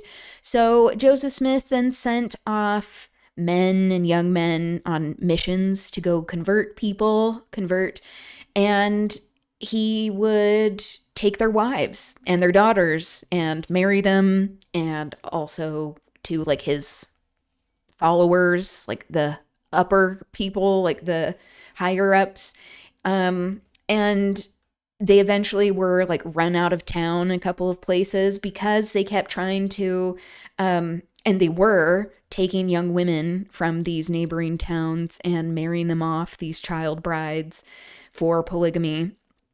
They eventually split up. After Joseph Smith dies, and he was imprisoned a couple of times because he was a grifter, and the place where he died, in this jail, the reason he was there in the first place is because he destroyed a printing press of a publication that was printing the truth about what he was doing and how they were harming young women. So he was killed, he and his brother, and then people kind of split off there. They eventually, Brigham Young and his followers go to Utah. That was their Zionism, saying that like Utah is like the planned place for God's people, where they embarked on genocidal actions, displacing Native people. They would dress up like Native people to trick people and make it so that Native people would be blamed for these acts of violence that they would commit. Polygamy continued. It was extremely oppressive. So Utah and the people that are here, it is extremely incestuous. There's a lot of inbreeding that happens here. That's a reason why some people think there are so many bald men here. It's because of the inbreeding. But there are many people that are descendants of very deep sexual trauma. And so there is this like submissiveness that is like taught and also bred into women in particular.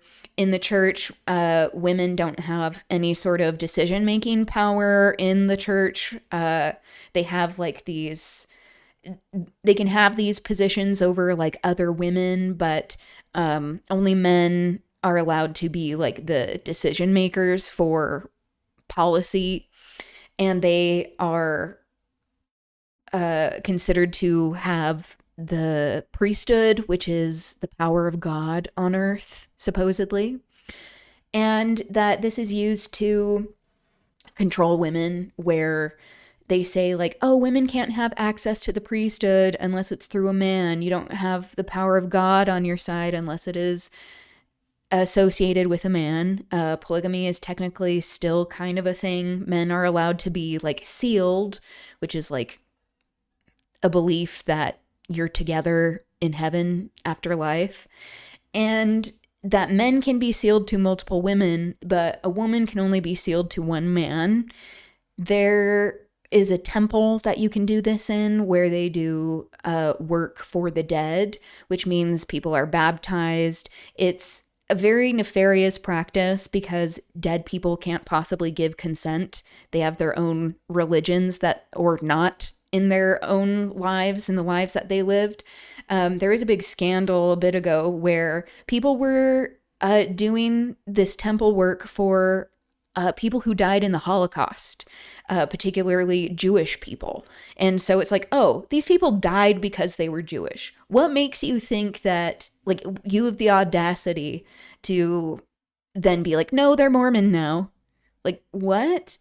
It is a very conservative religion, so it's based off of the Book of Mormon, which is supposedly the plates that Joseph Smith found and translated, but he just like made it up. There's like plenty, like none of the stuff that he talks about in the Book of Mormon is factually true. It's very white supremacist, where it's believed that like if you are righteous, your skin turns white. So like my dad is half Indian, like Southeast Asian, and he's brown, and he, I think, sincerely believes that when he dies, if he's righteous, that he will turn white. Like, that's the kind of like white supremacy that exists there. There's a lot of not having informed consent. So like with the temple, before you go through and do all of like this weird culty stuff where you learn handshakes and shit, you aren't told what you will be doing. You aren't told what you will have to promise and like covenant to. You find out while you're there, and there are like very serious consequences. Like back in the day, they said there was like a part of the ceremony that you had to like do this gesture, and that meant that if you like told any secrets about the temple or like broke your covenants, that you would unalive yourself. So that's like something like our parents had to do. There also, like, back in the day was like a part where people had to like strip down and get like oil on their body. So like that's weird, obviously. Like the main beliefs, they believe in the Book of Mormon, kind of in the Bible. And Mormons don't drink alcohol or coffee because supposedly that's what God told Joseph Smith. People can't have sex before marriage. People are commanded to have kids in the temple. You can only go to the temple and get married if you are in a heterosexual couple. What else? You also, it's a very high demand religion where there are like activities done all throughout the week. Church used to be 3 hours until the people on top were like, oh, we're losing a lot of membership. People don't want to go to church for 3 hours. Yeah, you think? Young men are like commanded to go on missions, which is like a very colonizing endeavor where they're sent all over the world and they're expected to teach people Mormonism. Taking notes. Tell me if I'm like getting too in the weeds. But up until like a few years ago, women were not allowed to go through the temple, like be able to like get these covenants, make promises with God, which is where you get like the magic underwear that people have that you wear. They're called garments, which they recently adjusted them so that they're like tank tops. They used to be like full sleeves down to the knees. So you're very limited in like what you could wear. So there's a lot of control with that and appearance. Women were not allowed to actually go through the temple and like make these covenants unless they were getting married or they were going on a mission. And so that was very limiting. That has recently changed. On missions, you used to only be able to call your family like twice a year. And you would be, for men and boys, really, let's be honest, because they're 19. Now you can go when you're 18 as a boy. And so it's taking away all of these opportunities from young people, making it so that they aren't out partying and discovering themselves. And so now they can call their families whenever, which, I mean, that's good for them because missions are very traumatizing. Where you're like expected to be living day in and day out, like in a very strict way. What else? Oh, women are not encouraged really to be working. Ideally, they are staying at home being nurturers. So there's this, like when I was growing up, because I was socialized female, there was this belief, and it was said constantly in lessons and stuff that like, oh, it's good to get an education in case your husband dies. Not that like you're a human being and it's good for you to be educated and to have opportunities. So, that's problematic. There are like all of these rules for modesty with women that also like don't apply to men. So it's this a lot of control that they exercise over people, especially women. If you are queer, you can be queer as long as you don't act on your feelings. So you have to like take a vow of celibacy or marry someone and be in a heterosexual relationship. You can't be trans, you can't be non-binary. If you are these things, you can't be baptized in the church, you can't go through the temple to make these covenants.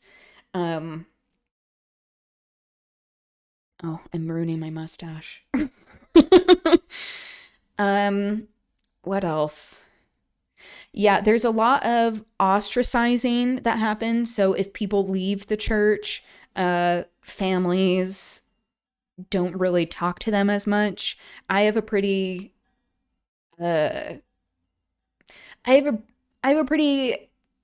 fractured relationship with my family for that reason, like the queerness of it all, not being part of the church anymore. Even though I technically did everything they wanted to, like I went to BYU, the college that they encourage people to go to, which is like owned by the church. The church essentially like buys up tons and tons of land and invests it in the stock market. There is connections to Epstein and him using the church as a pipeline for trafficking people. There is the huge culture of not talking about abuse and how if someone has been abused in some way, especially when it comes to sexual abuse, because there is so much like free access to kids, especially for predators, where like Ted Bundy, I don't know if you know who that is. He was a serial killer.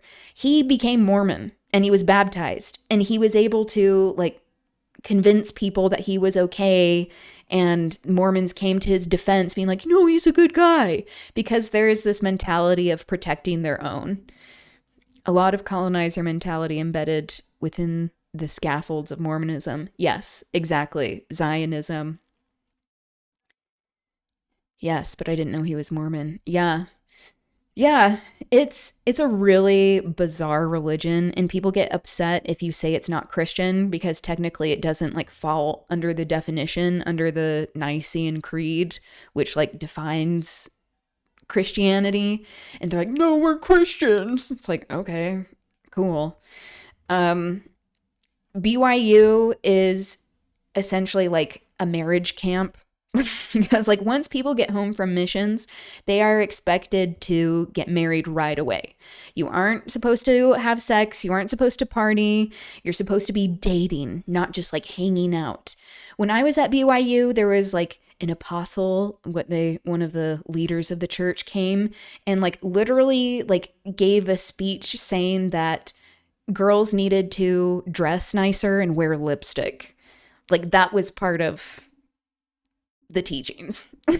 So it also like invisibilizes any sort of Native history because they claim that Native people come from like very particular descendants from Israel or like the area of Israel, and that their skin turned dark because they were evil. So like, yes, very white supremacist, and it's very toxic. But Mormons come off as being polite and nice, but they are not kind and will not stand up for you. They are very spineless.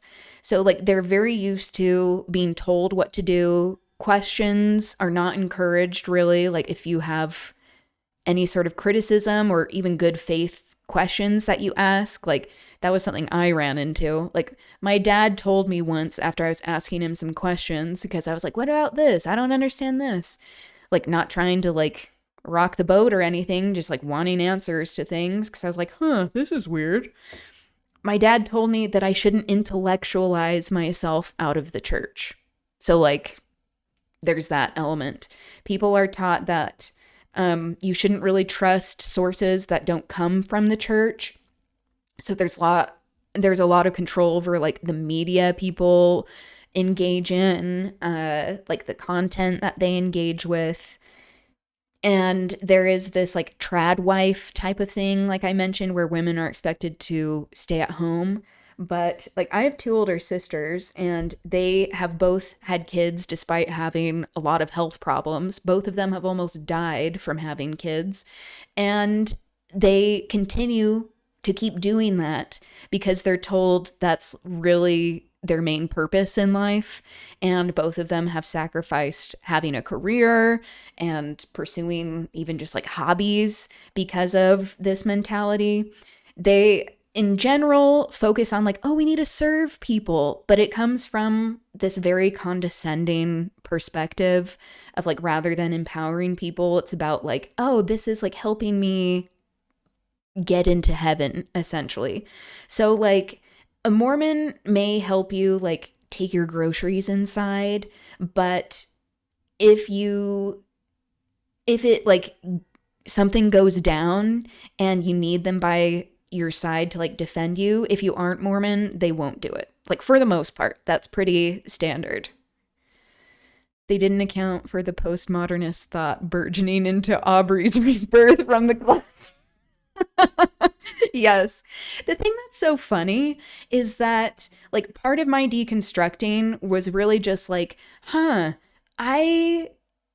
before I even like confronted my own queerness and gender identity of like, I don't like how certain people are treated. Why are we treating people this way?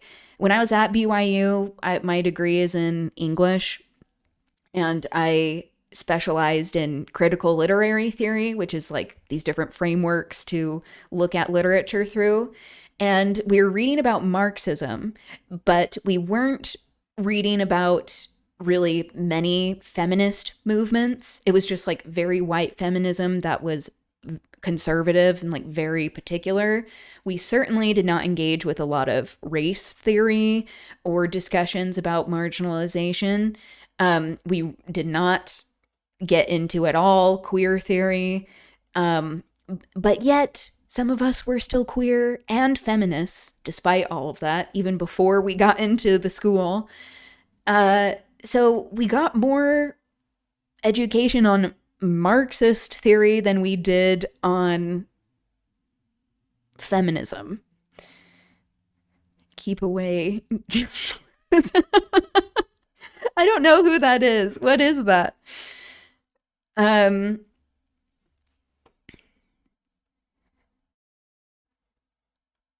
See, this is me continuing my education because I had a very poor education at BYU, where I was not taught many things. French philosopher.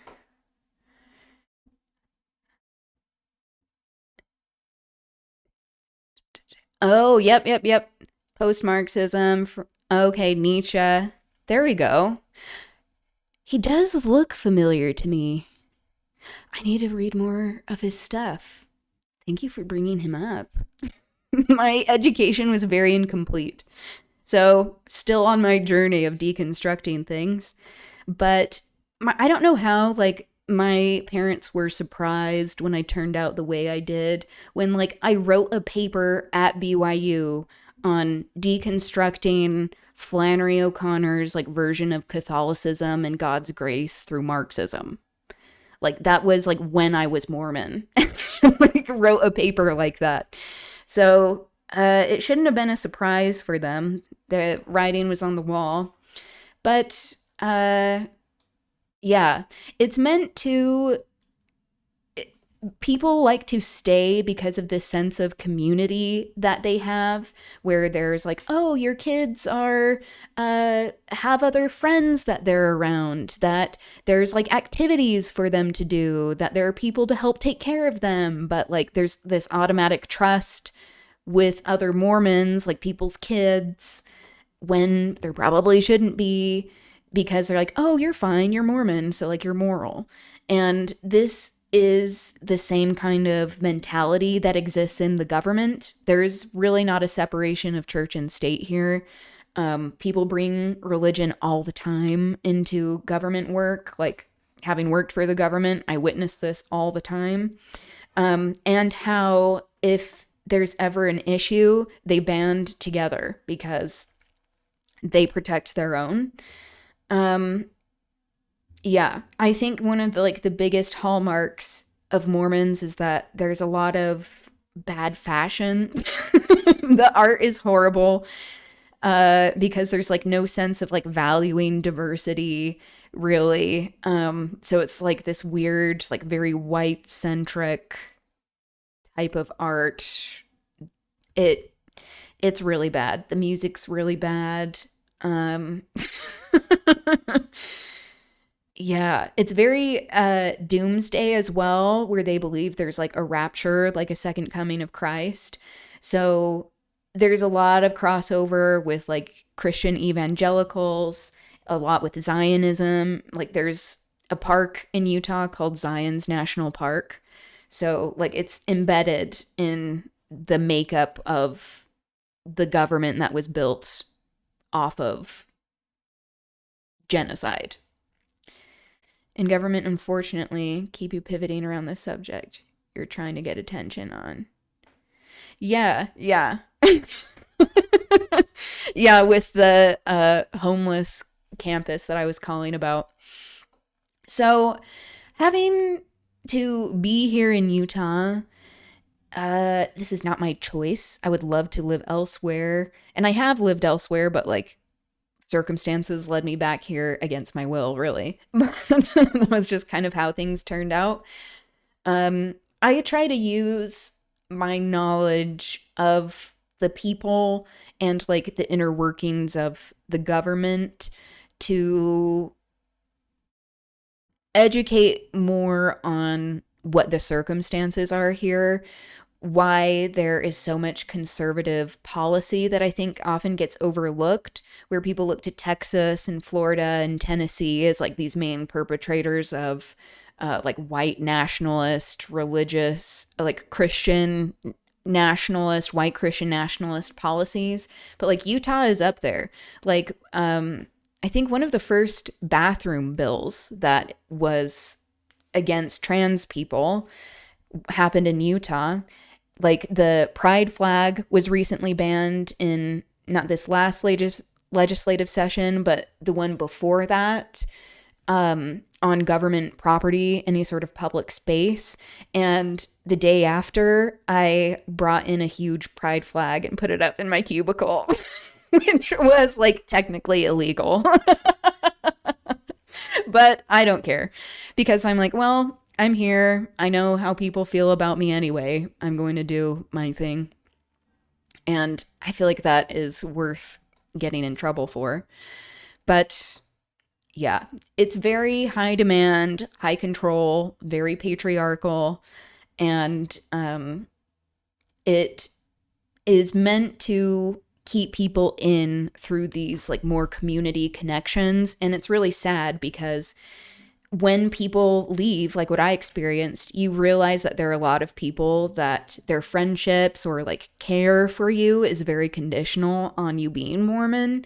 So you have to like not only like confront the world shattering around you of like, oh, this isn't what I thought it was. I actually have more freedom. Now I have to establish what I think is morality, not just what is told to me.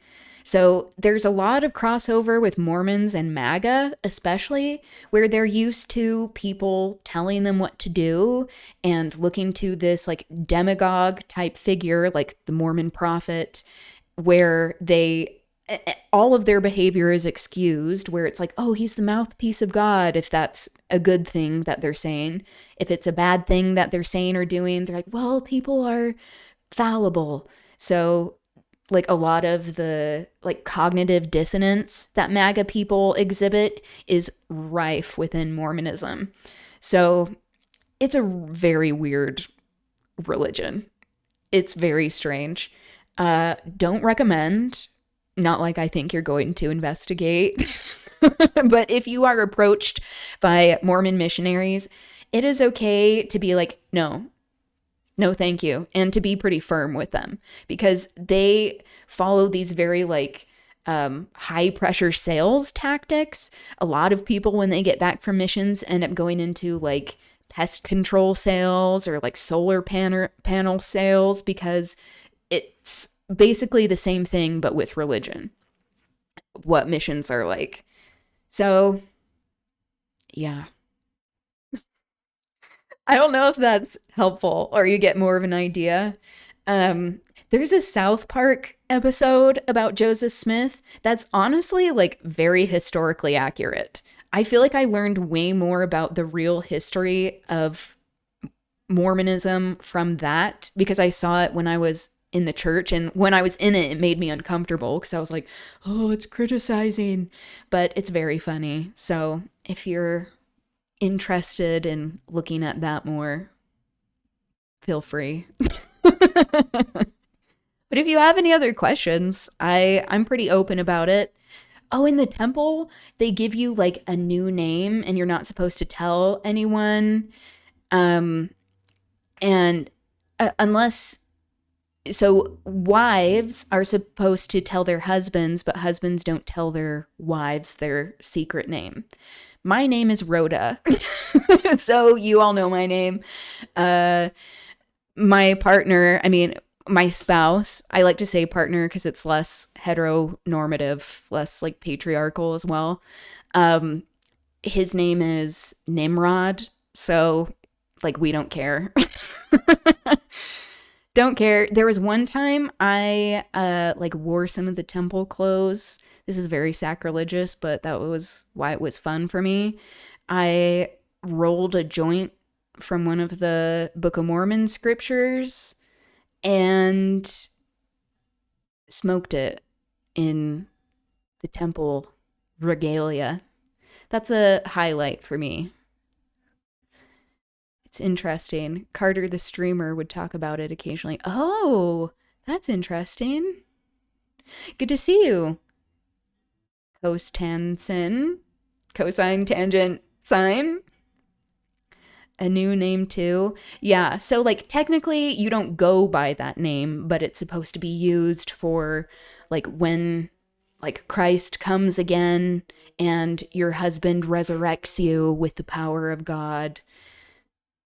And then there are these like 3 tiers of heaven that you can get into, and only Mormons can get into the top one. Your concubine, you mean? Yeah, exactly.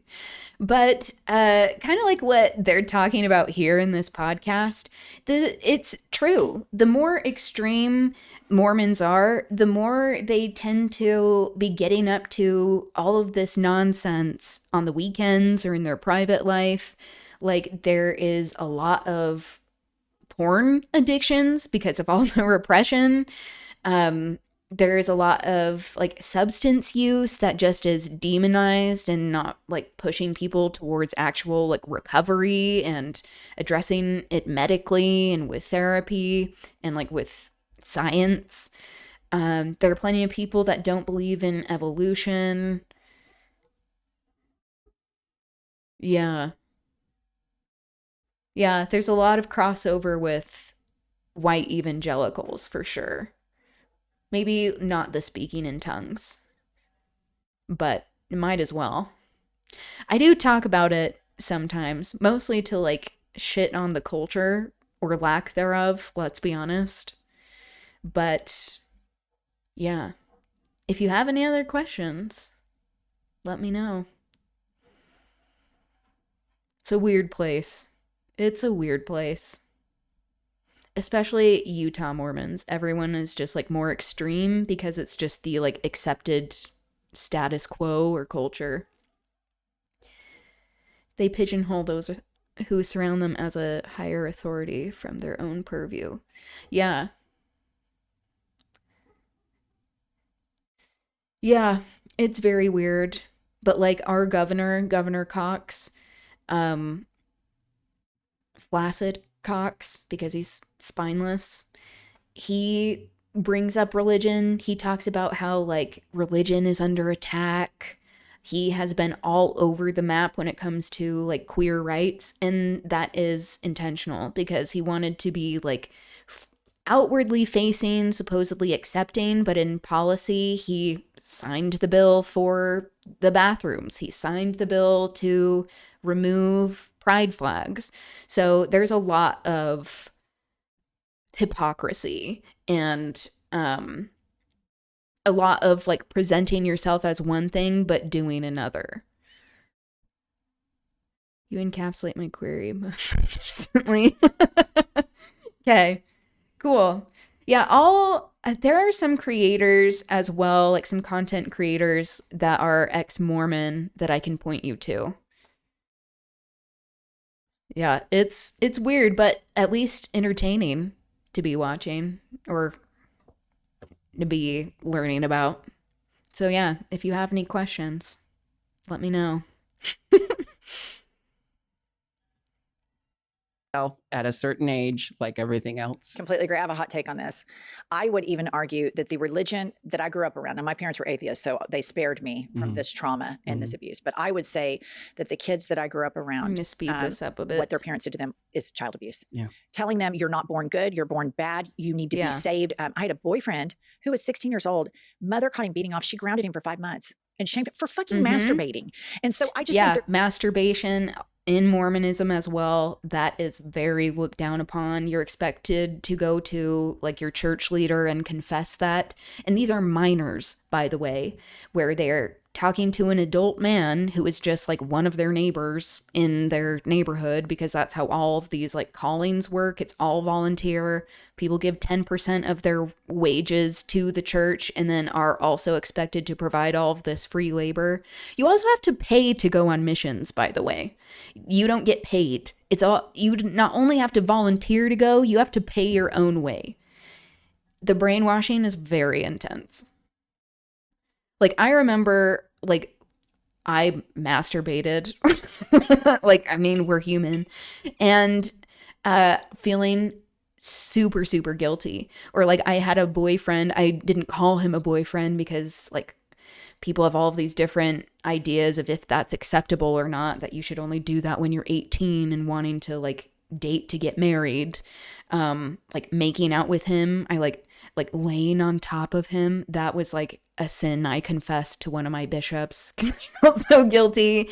It's like so absurd. And people wonder why it leads to all of, like, with all of this repression, why it leads to all of this like super bizarre and like creepy behavior, or like leads to a lot of like kinks, like very kinky people that don't feel like they can express that openly. So there's part of me that wonders if I would have like,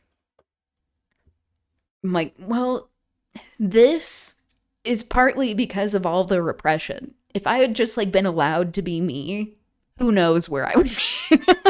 I mean, I'd probably be doing the same thing. But yeah, there you go. There's an abusive nature. I have these friends, Jinx. We would be at these slumber parties. I was a cheerleader, and so we'd have these cheerleader slumber parties. This girl named Shonda, Shonda's mom took her to all these fucking crazy ass churches, and we would be sitting there having fun, lip syncing. I think we were alone now, you know, the 1980s stuff, right?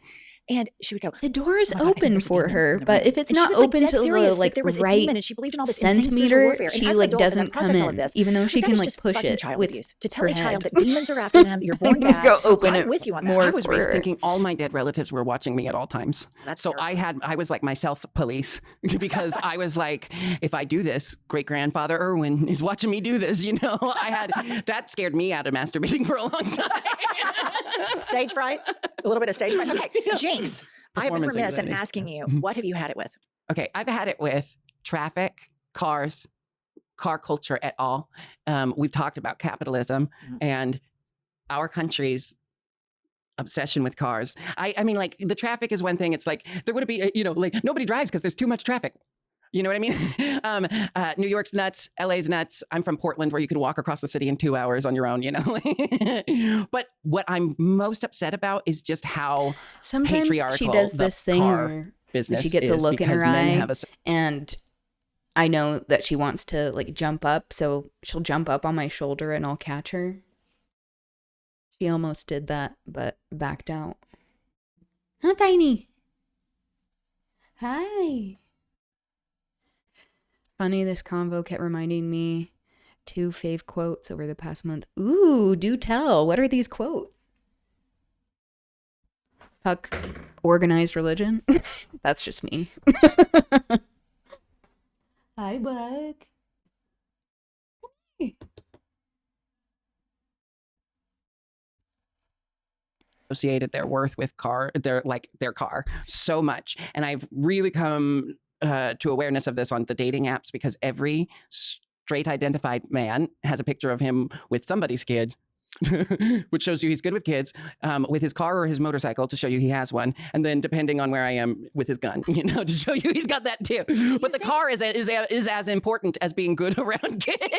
Okay. Do you think this? I think this is all somewhat Freudian. I think that this is penis stuff. Well, yes, we've known this, that men compensate for their penis insecurities with their car. We know this. But how has everyone made jokes about it for the last, like, however many decades, and men still do it? they haven't course corrected. That's interesting. Yeah, you would because there's think no if sense you're of getting called shame. out, that people, if you're photographing yourself with your car, Patriarchy like at teeny weeny. work. Yeah, you know what I think is the biggest? Okay, let's see if you can guess it. If you see a particular type of car on the road, Just part which of car do you think represents the patriarchy teeny hurting weeny everyone, the most out of all including of men. them? Yes, that's it.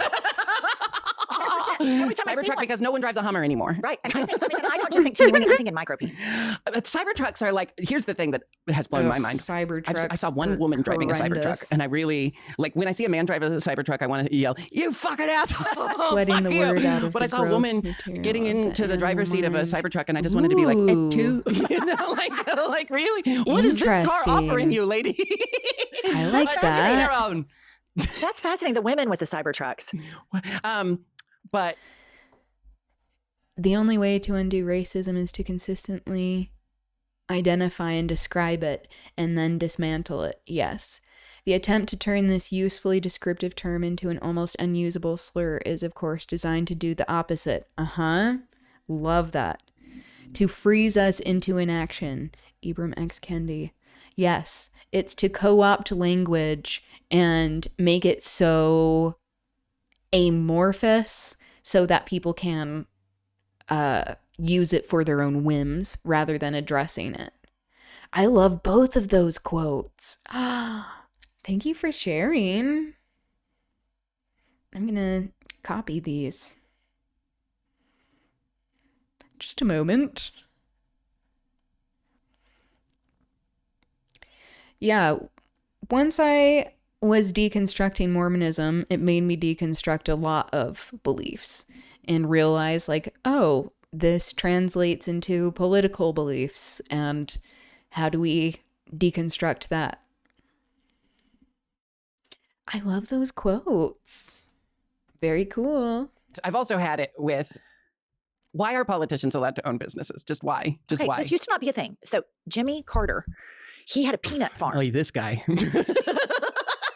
He had a peanut farm, Yeah, I'm and aware. everybody was super worked up about his peanut farm when he became president. So he put it in a trust so that there would be no double dealing. And you think about this, and Jimmy Carter lived to be like 10 trillion years old, but his post-presidency was incredible. He cared very much about social justice and about helping the poor and helping the sick, and he like built houses and did all of these really philanthropic, sweat equity type ways to help people. And they took his peanut farm away from it. And now we've got this prick, Kankles make taco tits. We have that fucker in there. Did you know, Jinx, that he has made $6.4 billion since he was sworn in? $6.4 billion. The corruption is staggering. And again, it's literally right there for us to see. And this is going back to, I don't understand. When I think of Erin Brockovich and all the dots she had to connect to find the money, right? And then now it's like a politician goes on TV, says something. You're like, that sounds crazy. Why are they saying that? And then you can see just they own this company, and that company's supplying all the things for this crazy thing they just said. But it's literally just like, the line is like this. Yes. And it's This is all right what there. we were And so, just doing of how I was like looking up the donors for that one representative that I was showing, where he was like not allowing certain people to vote for the war powers resolution to end this illegal, immoral, unconscionable war against Iran. And I looked up who his donors were. They're pro-Israeli Zionist PACs, super PACs. So I wish people were more interesting than that, but for the most part, people are not. They're very predictable. Human nature is sadly, it doesn't change a whole lot. Encourage everyone to watch Erin Brockovich. Oh, it's so good. That's a great idea. Okay, I know how many times people say, how are you going to do that, Jinx? And I go, they're called boobs, Ed. It's so good. Okay, I have to talk to you about Trump's liberating the Oval Office. I need to talk to you about that stuff. Well, we were just talking about overcompensating. And I think plating everything in auspicious gold is just a real easy play. You know, I mean, it's Trump. Yeah, it's tacky as like fuck. An AI person. No sense of taste. Because everything he does is just building off of something he admired about someone else. At least drag queens come up with our own ideas, you know? Exactly. Like, we'd do Wong Fu The Office too, but we wouldn't just make it a replica of Pedophile Island. You know what I mean? Yeah. Oh, speaking of islands. Exactly. Since there's islands aplenty, apparently, I think politicians should live on an island, you know, like away from us. and constant, like so that they can't have all these personal interests. They need to just be thinking about the people. So get them away from everyone for a little bit so they can zoom out and stop thinking about themselves and just look at the picture as a whole. I don't know that living on an island, like we shouldn't make anyone live on an island unless they want to. But you know what I mean? Like I think politicians should be in like the circle where they all live in a hotel and they make decisions based off of objective truth, not off of the feelings of the people around them. Politicians should be forced to experience the material conditions of their most marginalized constituents. That means they would probably have to like experience what prison is like, and homelessness and displacement, and what it is like to not have access to healthcare and to be living in a rural area where you don't have a hospital. That kind of shit. Because we would see things improve dramatically. This is sounding very ancient Greece. I don't know. But I think your statements are we're in this situation where politicians are failing us on both sides right now.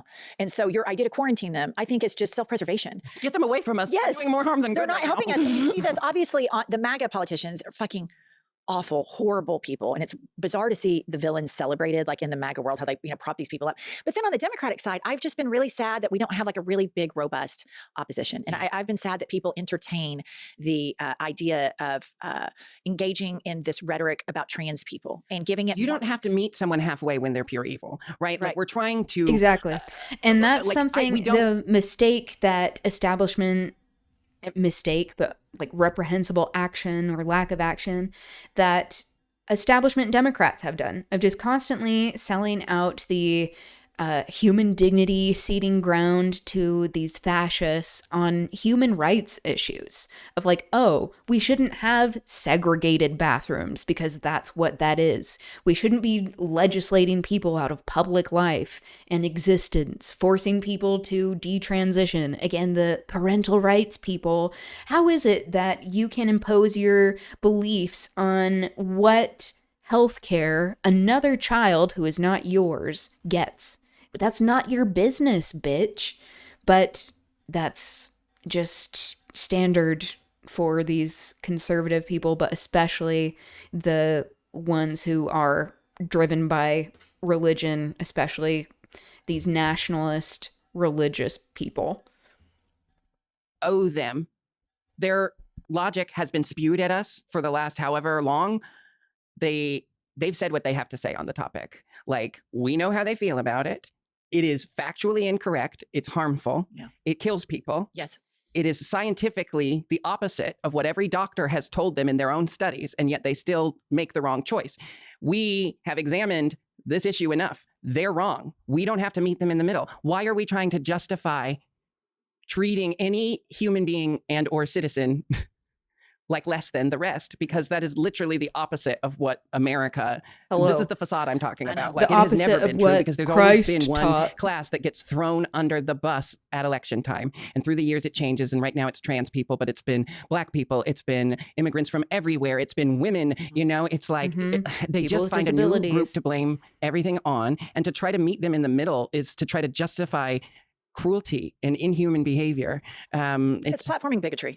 Why do we want to come to an understanding with those people? And that's why what you're saying, it's like even the opposition that looks like they stand the biggest chance is willing to throw us under the bus. And that is not just frustrating for trans people, but it's frustrating for everyone who's been thrown under the bus. And that's why trans allies are stepping up in a lot of different communities, because they can see that what is being done to us right now is what's been done to everyone else before us. Well, and people need to understand that when you leave one group vulnerable to this type of attack, you leave everyone vulnerable, period. Just in my lifetime, the acceleration imagine of equality that when some people are hurt, was like having the remarkable. It moved perspective at such of a like, rapid oh, rate. human It's incredible, beings honestly, hurting from other having friends in human college who died beings of AIDS means that to like then legalizing gay marriage. humans So are hurting. what these and we right-winger should Bible thumpers are care doing is they're starting because we're with trans people because they want to roll all the way back to human Obergefell. beings. But I say that Democrats need to quit sitting around and meeting them. That And we shouldn't need to go on be an attack. radical. And so they seem to not know how to talk about this But issue. And I know alas. exactly how to talk about it. If I had some Bible It thumper, let me is. just say, Christy Noma sitting right here.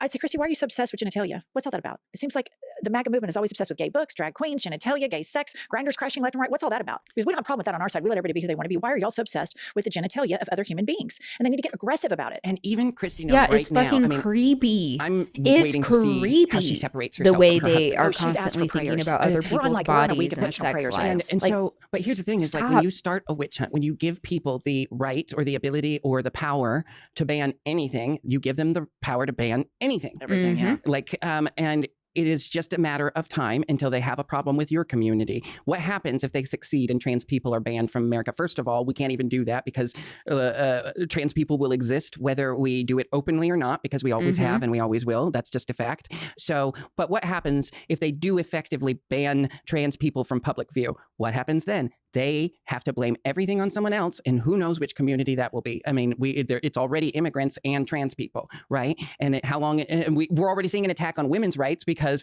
now it's like, oh, this really started, the gender blah blah blah started when we gave women equality because You're exactly right. and so they're blaming trans people on giving women the right to vote in the 20s. You know, it's like that's, you give them one thing and they will just expand it and expand it and expand it. And this is, so why aren't we countering with something as extreme? That's why people are so disheartened by the voting process, because no one is offering a big enough, like we're way past talking about whether the climate crisis is real or not. So anyone saying like, we're going to find a way to have all the fossil fuels and be green, it's like, you're lying to us. Like, be green. We don't have time. Like, you know what I mean? Yeah, no, I know exactly what you mean.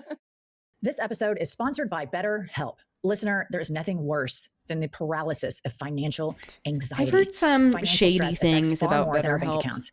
It can take a serious toll on mental health and relationships, with 88% of Americans feeling some form of financial stress. I'm not going at to the start skip of this 2026. just to make it Money worries often bring ethical, anxiety, sleep disruption, but and even I'm going to depression. go And faster. one of the leading sources of conflict for couples. This month, we want to normalize the emotional weight of financial stress and remind people that struggling with money doesn't mean they failed. Sometimes it's just about accessing the right kind of support. That's why I'm so happy that I partner with my therapist from BetterHelp once a week. They have quality therapists that work according to a strict code of conduct and are fully licensed in the US. They have a therapist match commitment, and the client reviews you guys with over 30,000 therapists. BetterHelp is the world's largest online therapy platform, having served over 6 million people globally. When life feels overwhelming, therapy can help. Sign up and get 10% off at betterhelp.com/hadit. That's BetterHelp, HELP.com/hadit. This episode is brought to you by IQ Bar, our exclusive snack, hydration, and coffee sponsor. IQ Bar protein bars, IQ Mix hydration mixes, and IQ Joe mushroom coffees are the delicious, low-sugar brain and body fuel you need to win your day. Listen up, listener. We film a lot of these episodes, and we could not do it without our sponsor, IQ Bar. I love the protein bars, pumps is all over the hydration mixes, and Kylie will not stop drinking the IQ Joe mushroom coffees. All IQ Bar products are packed with clean, delicious ingredients that keep you physically and mentally fit, like magnesium, lion's mane, and more. IQ's plant protein bars are the smarter snack choice, with plenty of plant protein, tons of fiber, and no added sugar. With over 20,000 five-star reviews and counting, more people than ever are fueling their busy lifestyles with IQ Bars, brain and body boosting bars, hydration mixes, and mushroom coffees. Their ultimate sampler pack includes all three. And listener, right now, IQ Bar is offering our special podcast listeners 20% off all IQ Bar products, including the ultimate sampler pack, plus free shipping. To get your 20% off, text HADIT to 64,000. Text HADIT to 64,000. Again, that's HADIT to 64,000. Message and data rates may apply. See terms for details. Okay, Jinx, I'm sure you've heard about our very famous game, Had It or Hit It. Yeah. You know it, right? If you don't like something, you'll say Had It. If you like it, you'll say I'll hit it. Yeah. God, welcome to Had It or Hit It. I would hit it. Had it. I hit it every day, sometimes twice a day. All right, Jinx, Had It or Hit It. Shoe size, shame. Oh, had it. Tell us about that. Okay, so with I can only tell you my experience. There are certain stores I've always been able to go to because they carry the large sizes. Okay. And we're talking like size 11, 12. Rarely can you find a size 13 woman's shoe out in the wild. Okay. But I used to have my spots, right? Mm-hmm. Since the political it's shift, transphobic. like shoe companies have stopped making as many large size shoes. Sizes. All of a sudden, It's my just places Trump's only America. carry, all my places I used to get shoes, they carry up to Shoe stores are bigoted? Yes, as well. because they don't want to carry shoes that they think no one's going to buy. And since they're, so anyway, the like shoes in my sizes are now just literally what's left over from years before, because shoe companies and shoe stores have stopped catering to, and this hurts cis women too. Yes. Because of transphobia, cis women who happen to be tall and have larger sized feet are being harmed by transphobia. And I can't show you the data. I just know that I have bought women's shoes all my life. And it gets harder and easier based on the political climate. Well, and I would make an argument to all the fiscal conservatives out there that this is bad economic policy. You got to have something for everyone. That's right. Because people will just say, do you know how many Nine West shoes I have? Because they cater to my size. Shout out to Nine West. And Jessica Simpson. Okay. Had it or hit it. Big Titty Brian. Oh my God. Had it. Because again, like, girl, it's not even good drag. That's my thing. You guys, that's like Mar-a-Lago face. If you alienate all the dolls, we won't tell you who our surgeons are. So if you alienate all the queens, we're not going to help you get your nipples in line. Okay, had it. Those asymmetrical nipples were something. Kind of accurate. Okay, had it or hit it. Quinoa everywhere. Quinoa sucks. I've had it. Tell us about it. Why this grain? There's so many wonderful power foods. Why quinoa? Do you like quinoa? I don't know if I like quinoa or not. Well, What's it in? it's in everything. It's in every other salad. It's in every. It's almost like a whisper of a lentil. I don't know how to describe it. It's a whisper I of a don't like it at all, and lentil. suddenly it's everywhere. It's in every salad I would love to eat except for the quinoa. I'm gonna have it with quinoa too to support you. Okay, this is a good one. Had it or hit it, Erica Kirk. Oh, I've had it. Again, if you had some Erica Kirk. your friends in your life, we could show you how to do a smoky eye. But I understand Yeah. that like you need the makeup to run to sell the effect. So I guess it's working. But I mean, at least like some Lumify drops or something. No, Erica Kirk, it's like, again, we're just watching something unbelievable, and yet it's being normalized by them. But if we were doing it for one of our fallen, they would say we were glamorizing something or other, like at this point, it just doesn't even feel worth talking about what they do, because we know that they'll do whatever they want and justify it, whether with religion or with political alignment, blah, blah, blah, blah. But if we did the exact same thing, and when we do the exact same thing, they say that we are evil. And it's like, that's not reason. That's not logic. It's hypocrisy. It's literal hypocrisy. What do you make of Drewski going full drag, never mentioning anybody's name, and posting, "This is how conservative women in America act"? Did you see that clip? I don't think so. No. What? Which? Oh my gosh! Drewski? Kylie, load it! Load See it! this? Load it! Load it! Hang I'm on. gonna watch it now. I cannot believe you. It's been viewed like 400 million times. Jinx. I might have. Are you online? I have sporadic times where I go completely offline. Get on your feet!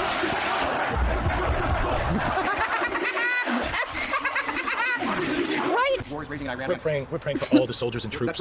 I love getting this live reaction from Jinx to this. This is amazing. We watched this on a stream. Wow, it broke my heart. That is the. In what ways have you grown closer to Jesus? I serve a righteous God, and that is why we say our prayers. We are all His children. But when I say children, I mean like the Holy Blessed Trinity, which is why I hold the Bible. That comedian didn't do anything crazy. He did exactly what they do. The exact thing. And watching that just made me think Republican women are acting like Tyra in. They're acting like Tyra in the documentary about next month. I mean, is that not though? I think that this was a my super. heart's so broken for them. I think it's a super important political post. I even still though he's a haven't comedian, seen because the there are a group of what Tyra we've been talking about this entire episode of about white people America's that Next behave as Top though the whole Model world is that's curated for supposed to them. be And trying they to can like offend people and be rehabilitate bigoted toward her people with impunity. And then when America's better for them, it's stage 5 I countdown need to to Chicago. watch it. But I hear it's like witnesses so like Erica Kirk is absurd. not fucking normal. I get that people grieve in different ways, and I give a lot of space and a lot of grace for a lot. That shit's not normal. The shit we've seen with her. I want people. I told you to watch Erin Brockovich. You should also watch The Crucible, because that's just what's happening. This is what a witch hunt is. And look into Evita's death. Not since Evita have we seen public mourning so strange.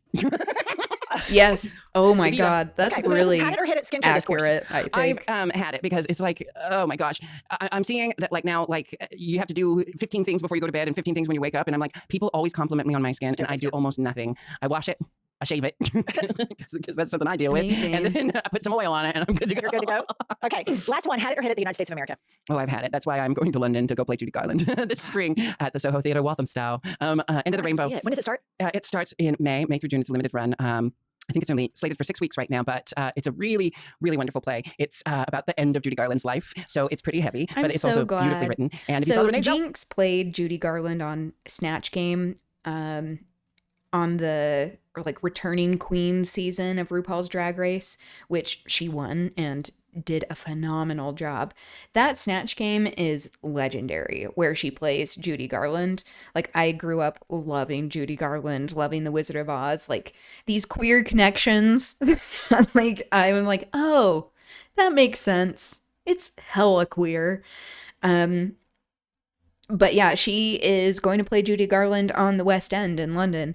I just love that Jinx is getting opportunities to showcase her talents, because she is so fucking talented and really deserves these roles. And often I feel like there are just so many people that are like given parts because they're a big name and not necessarily like the most talented person. And it's nice to see how this very talented human being is being celebrated for that. Bigger movie. It's based off this play, so there's your gateway. So, listener, for those of you that are going to be in London or want to make plans to go to London to see, About 6-hour flight from here. I know it's not bad at all. I should go. I hope they extend it through to when Wimbledon is going on, because then I could do 2 birds, 1 stone. I'll call them after this. Yeah, just say Jennifer wants to do Wimbledon and my show. Light it up with Wimbledon. Because I do love some Wimbledon. I have not. I like sporting events for the hors d'oeuvres. Well, you know, at Wimbledon they have that strawberries and cream. It's delicious. I think people put out the I'm best not what you food would on game call day. a sporting person. All right, Jinx, thank you so much. Thank you so much. This has been a lot of fun. Thank you so much. All right, listener, we'll be back next Tuesday and Thursday. I've never felt like sports were for Listen up, me. Patriots, Gatriots, and Natriots. We have a new podcast that has dropped. It's called IHIP News. All right. All right. Should we try some Geoguessr?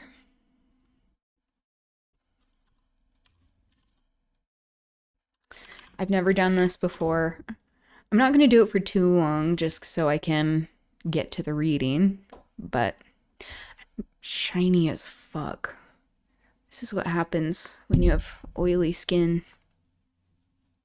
Hi!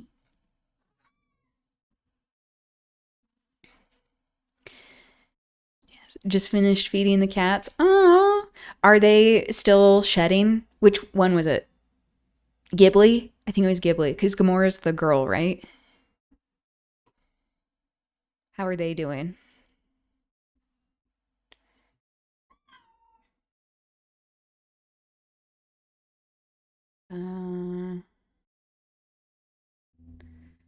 Okay, so we have to pick up some context clues.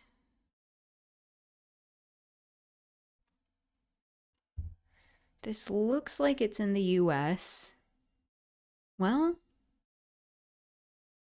Rue. Oh, so we're getting a street name. That's French. Rue. Oh, he's still very cautious. Oh. Yeah, just getting some time. Some time to adjust. So it's on the coast somewhere. Hi. Hi. They love the spirulina goat milk. I need to try that with them. Would you like that, bug? Okay, so this is French. It's on the coast. Do I have like a timer or something?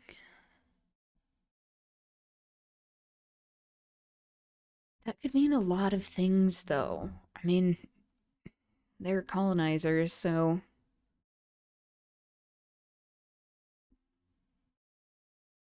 Are there any people around?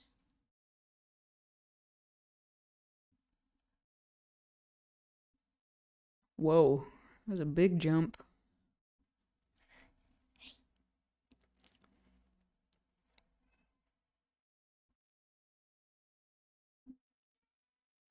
Hi, buddy.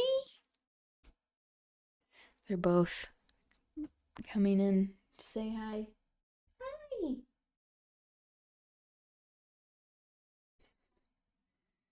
And Western Africa does have quite a few French early settlements. Yeah, that's what I was thinking of specifically.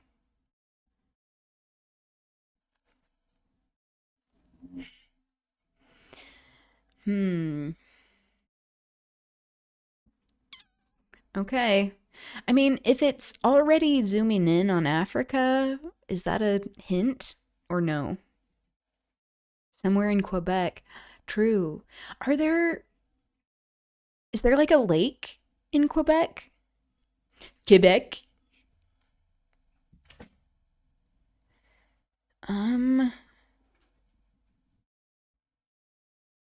I don't think this is France. This does not look like France.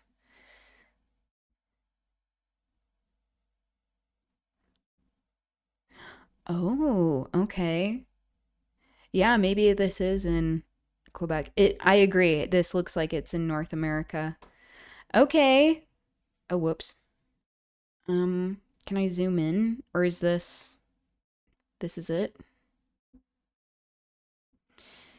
I don't remember where Quebec is.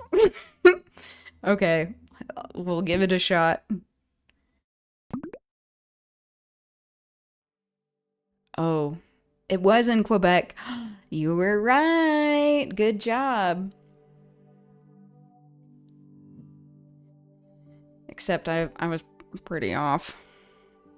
Geography is not my strong suit. Clearly. Ooh, this is pretty. Okay. What? I feel like this could be so many places.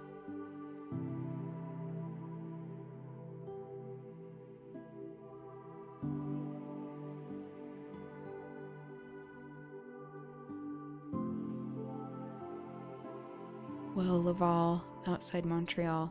Meaning this?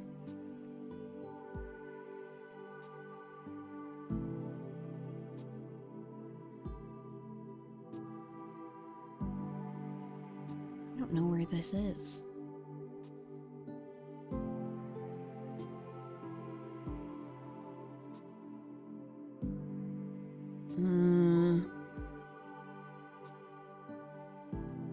Oh, here's a car. Let's see what kind of car it is. Okay. This does not seem like it's in North America. European. Does this look Italian?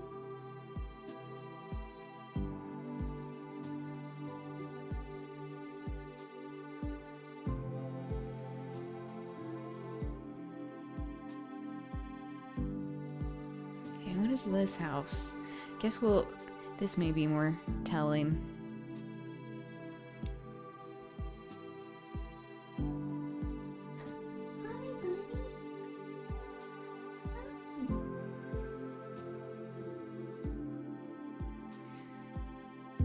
Okay. Eastern Europe. We're getting these shingles.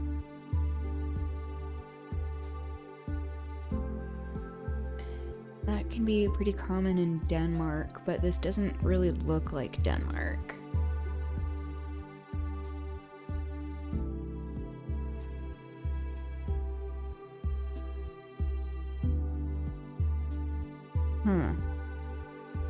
Well,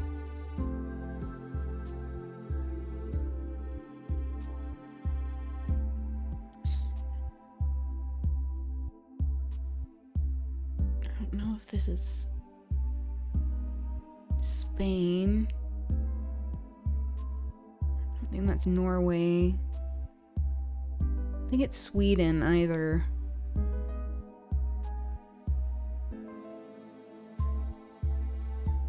Italy, Germany border. Okay. Should we try this? Here goes nothing. Oh, you're good at this? I would not say that. It's in Serbia. Okay. All right, next one. This looks like it could be Utah.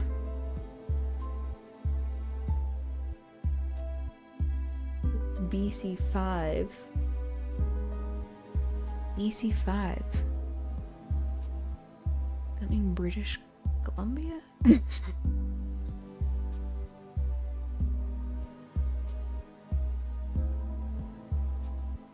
feels like it's in North America.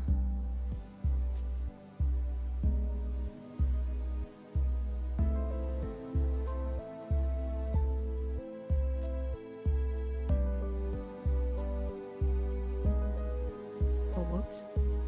Yeah, let's see what's on the side of this.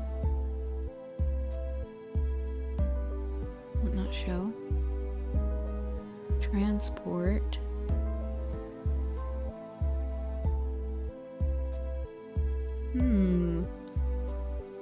These roads are really wide, too.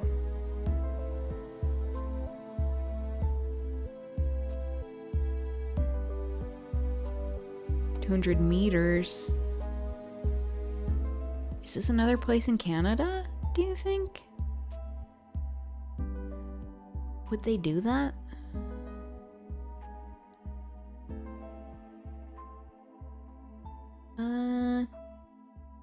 I'll give it a shot.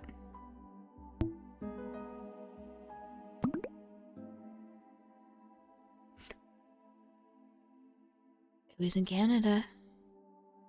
Okay. Oh. This is pretty. What is that? Oh, it's just an electric pole.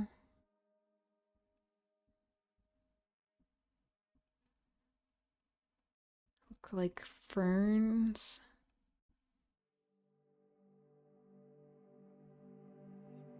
The left lane merge and the right wheel driver, or left wheel driver, true. We have someone on a motorcycle. We have some mountains in the background. Could this be a place in South America?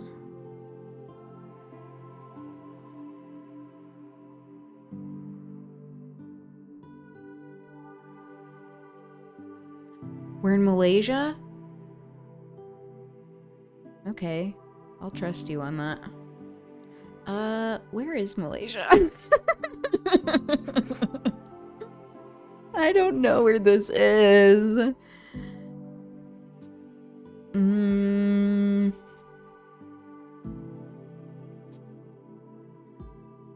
really revealing my ignorance.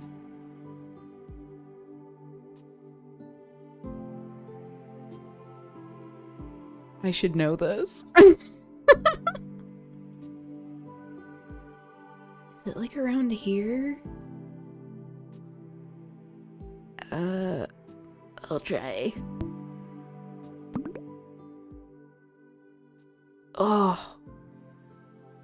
You were right. It's really close.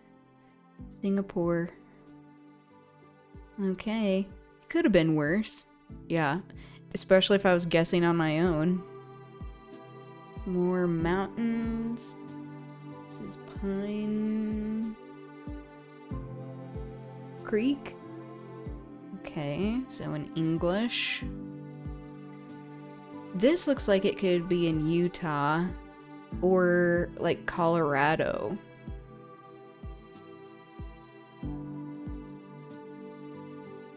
South Carolina? How do you know that? Dino fossils? How are you picking up on this? What?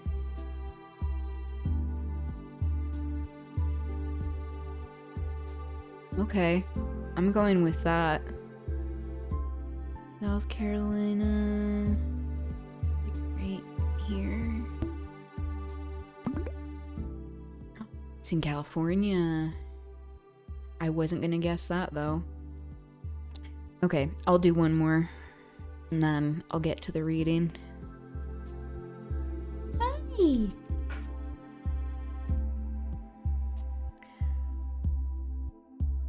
Okay, so not English. Look like more motorcycles.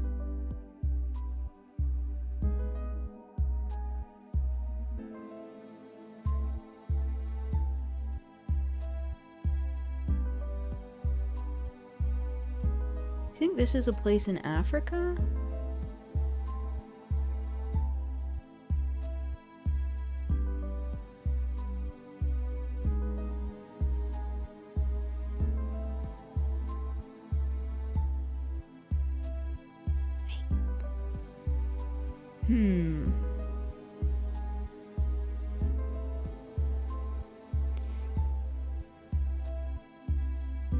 Vietnam?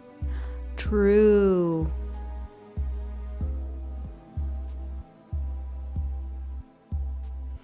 If I can remember where Vietnam is.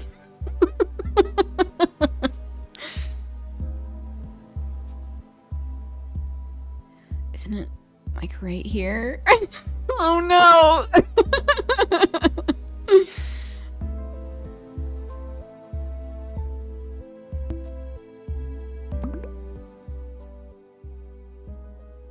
Tibet. Oh, wait, no, that's where I was guessing. No, you're right. Wow. I mean, I performed exactly how I thought I would, which is not that great. Okay. Should we read? We may not read the whole chapter, but we can get into it a little bit. I am so shiny by the end of the day. I usually just like grease off makeup when I wear makeup. I probably should like take breaks to like powder my nose or whatever, but you have to deal with it, I guess. Okay. I wear these gloves because I have very sweaty hands, and I don't like ruining my books. This is a technique from childhood that I have used, and it has served me well because it helps me to not ruin my books, especially the paperback ones. A tiny. May 5th. Exactement. I'm also doing a bad French accent, which is probably offensive, so I may not continue with that, even though I speak a very minimal amount of French. Okay, so this chapter is called Marguerite. In a moment, so just as a quick summary, we're still at the fisherman's nest. Is it rest or nest?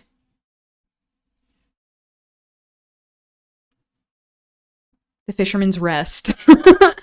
It's an inn, and there are a bunch of royalists, some uppity people who are being classist by ignoring people who are not of the same class. We found out that Marguerite, she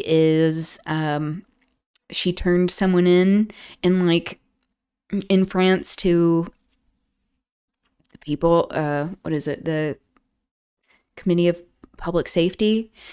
And so he was killed along with some of his family members. And they're coming here. I got my nitrile gloves. It's time for the operating room. Wow.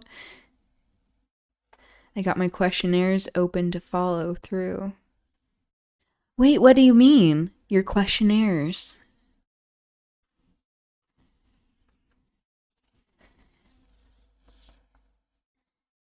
Okay.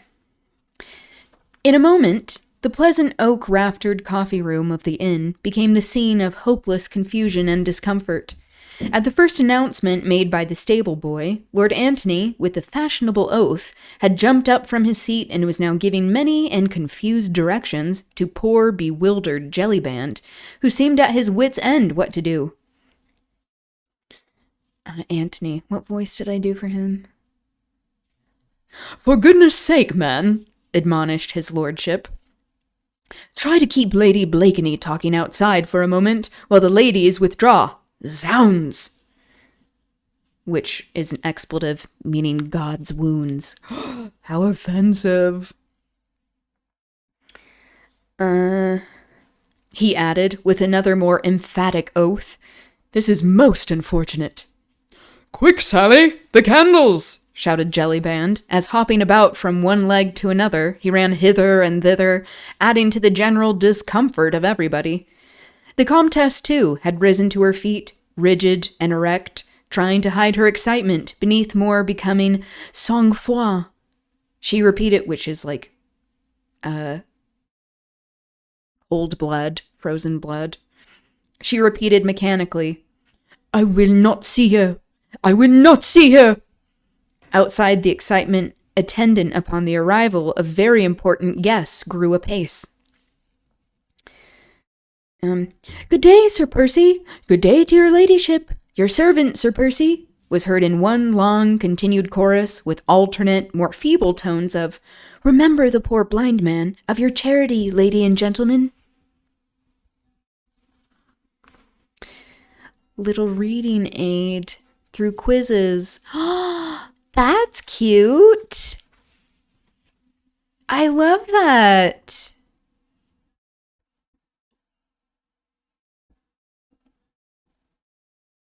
I'm going to check this out. Thank you for sharing.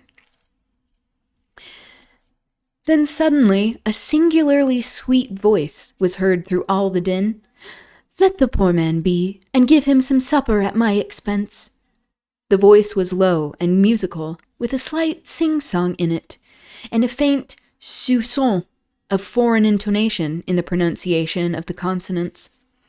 Everyone in the coffee room heard it and paused instinctively, listening to it for a moment. Sally was holding the candles by the opposite door, which led to the bedrooms upstairs, and the Comtesse was in the act of beating a hasty retreat before that enemy who owned such a sweet musical voice. Suzanne reluctantly was preparing to follow her mother, while casting regretful glances towards the door, where she hoped to still see her dearly beloved, erstwhile schoolfellow. Then Jellyband threw open the door, still stupidly and blindly, hoping to avert the catastrophe which he felt was in the air, and the same low musical voice said with a merry laugh and mock consternation, "Brr, I am as wet as a herring. Dieu, has anyone ever seen such a contemptible climate?" "Suzanne, come with me at once. I wish it," said the Comtesse peremptorily. "Oh, Mamma," pleaded Suzanne. "My lady, my lady," came in feeble accents from Jellyband, who stood clumsily trying to bar the way. "Pardieu, my good man," said Lady Blakeney with some impatience. "What are you standing in my way for? Dancing about like a turkey with a sore foot? Let me get to the fire. I'm perished with the cold." And the next moment, Lady Blakeney, gently pushing mine host on one side, had swept into the coffee room. There are many portraits and miniatures extant of Marguerite Saint-Just, Lady Blakeney as she was then, but it is doubtful if any of these really do her singular beauty justice. Tall, above average, with magnificent presence and regal figure, it is small wonder that even the Comtesse paused for a moment in involuntary admiration before turning her back on so fascinating an apparition. Marguerite Blakeney was then scarcely 25, and her beauty was at its most dazzling stage. The large hat, with its undulating and waving plumes, threw a soft shadow across the classic brow, with the aureole of auburn hair, free at the moment from any powder. The sweet, almost childlike mouth, the straight chiseled nose, round chin, and delicate throat. Okay. Now I lost my place. All seemed set off by the picturesque costume of the period. The rich blue velvet robe molded in its every line the graceful contour of the figure, whilst one tiny hand held, with a dignity all its own, the tall stick adorned with a large bunch of ribbons which fashionable ladies of the period had taken to carrying recently. With a quick glance all around the room, Marguerite Blakeney had taken stock of everyone there. She nodded pleasantly to Sir Andrew Fulk, while extending a hand to Lord Antony. "Hello, my Lord Tony. Why, what are you doing here in Dover?"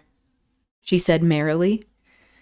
I'm trying to do the, slight accent that it described. Then, without waiting for a reply, she turned and faced the Comtesse and Suzanne. Her whole face lighted up with additional brightness as she stretched out both arms towards the young girl. "Why, if that isn't my little Suzanne over there! Pardieu, little citizeness! How came you to be in England? And Madame, too?" She went up effusively to both of them, and with not a single touch of embarrassment in her manner or in her smile.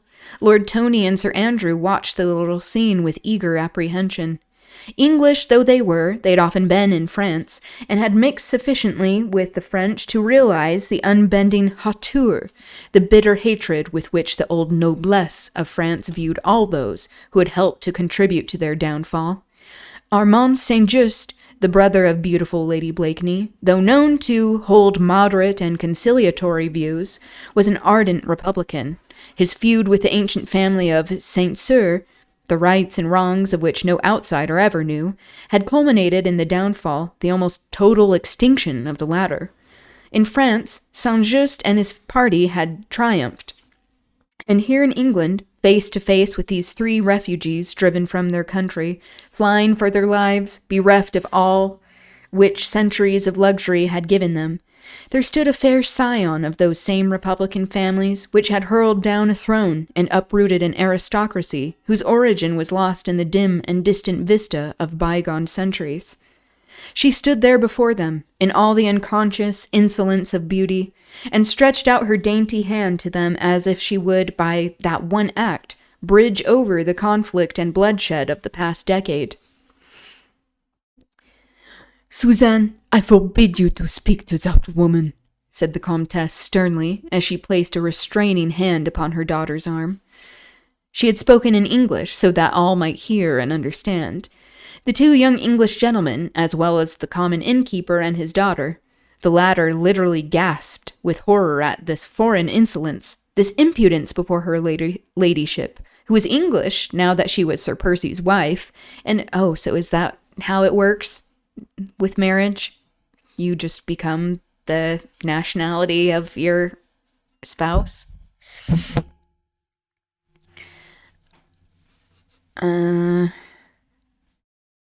And a friend of the Princess of Wales to boot. As for Lord Antony and Sir Andrew Ffoulke, their very hearts seemed to stand still with horror at this gratuitous insult. One of them uttered an exclamation of appeal, the other one of warning, and instinctively both glanced hurriedly towards the door, whence a slow, drawly, not unpleasant voice had already been heard. Alone among those present, Marguerite Blakeney and the Comtesse de Tournay had remained seemingly unmoved. The latter, rigid, erect, and defiant, with one hand still upon her daughter's arm, seemed the very personification of unbending pride. For the moment, Marguerite's sweet face had become as white as a soft fichu which swathed her throat, and a very keen observer might have noted that the hand which held the tall, beribboned stick was clenched and trembled somewhat. But this was only momentary. The next instant, the delicate eyebrows were raised slightly, the lips curved sarcastically upwards, the clear blue eyes looked straight at the rigid Comtesse, and with a slight shrug of the shoulders, "Hoity-toity, citizeness," she said gaily. "What fly stings you, pray?" "We are in England now, madame," rejoined the Comtesse coldly, "and I am at liberty to forbid my daughter to touch your hand in friendship. Come, Suzanne." She beckoned to her daughter, and without another look at Marguerite Blakeney, but with a deep, old-fashioned curtsy to the 2 young men, she sailed majestically out of the room. There was silence in the old inn parlor for a moment, as the rustle of the Comtesse's skirts died away down the passage. Marguerite, rigid as a statue, followed with hard, set eyes the upright figure as it disappeared through the doorway. But as little Suzanne, humble and obedient, was about to follow her mother, the hard, set expression suddenly vanished, and a wistful, almost pathetic and childlike look stole into Lady Blakeney's eyes. Is this... Oh, this is a short chapter. Wow, that worked out. Little Suzanne caught that look. The child's sweet nature went out to the beautiful woman, scarcely older than herself. Filial obedience vanished before girlish sympathy. At the door, she turned, ran back to Marguerite, and putting her arms round her, kissed her effusively. Then only did she follow her mother, Sally bringing up the rear with a pleasant smile on her dimpled face, and with a final curtsy to my lady. Suzanne's sweet and dainty impulse had relieved the unpleasant tension. Sir Andrew's eyes followed the pretty little figure until it had quite disappeared. I'm sure he did. Then they met Lady Blakeney with unassumed merriment. Marguerite, with dainty affection, had kissed her hand to the ladies as they disappeared through the door. I realized that too. Then a humorous smile began hovering around the corners of her mouth. "So that's it, is it?" she said gaily. "La! Sir Andrew, did you ever see such an unpleasant person? I hope when I grow old I shan't look like that." She gathered up her skirts, and assuming a majestic gait, stalked towards the fireplace. "Suzanne!" she said, mimicking the Comtesse's voice. "I forbid you to speak to that woman."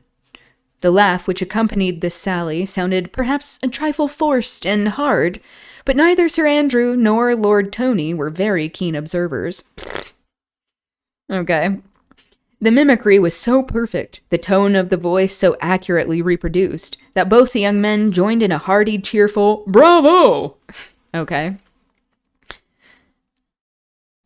"Ah, Lady Blakeney," added Lord Tony, "how they must miss you at the Comédie Française, and how the Parisians must hate Sir Percy for have taken you away." "Lud, man," rejoined Marguerite, with a shrug of her graceful shoulders, "'tis impossible to hate Sir Percy for anything. His witty sallies would disarm even Madame la Comtesse herself." The young Vicomte, who had not elected to follow his mother in her dignified exit, now made a step forward, ready to champion the Comtesse should Lady Blakeney aim any further shafts at her. But before he could utter a preliminary word of protest, a pleasant, though distinctly inane laugh was heard from outside, and the next moment an unusually tall and very richly dressed figure appeared in the doorway. So this is going to be Sir Percy. I'm excited to voice him. I have a very particular idea of what he's going to sound like that mimics the movie. Okay, that's the end of chapter 5. It was a little bit shorter, luckily, but there you go. That's the reading for today. I'm going to take my shiny self elsewhere, offline. Thank you for being here. It was good chatting with you all. I hope you have a good rest of your evening, day, wherever you are. And I will be returning on Monday. I hope to see you then. All right. I'll see you later. Okay, bye.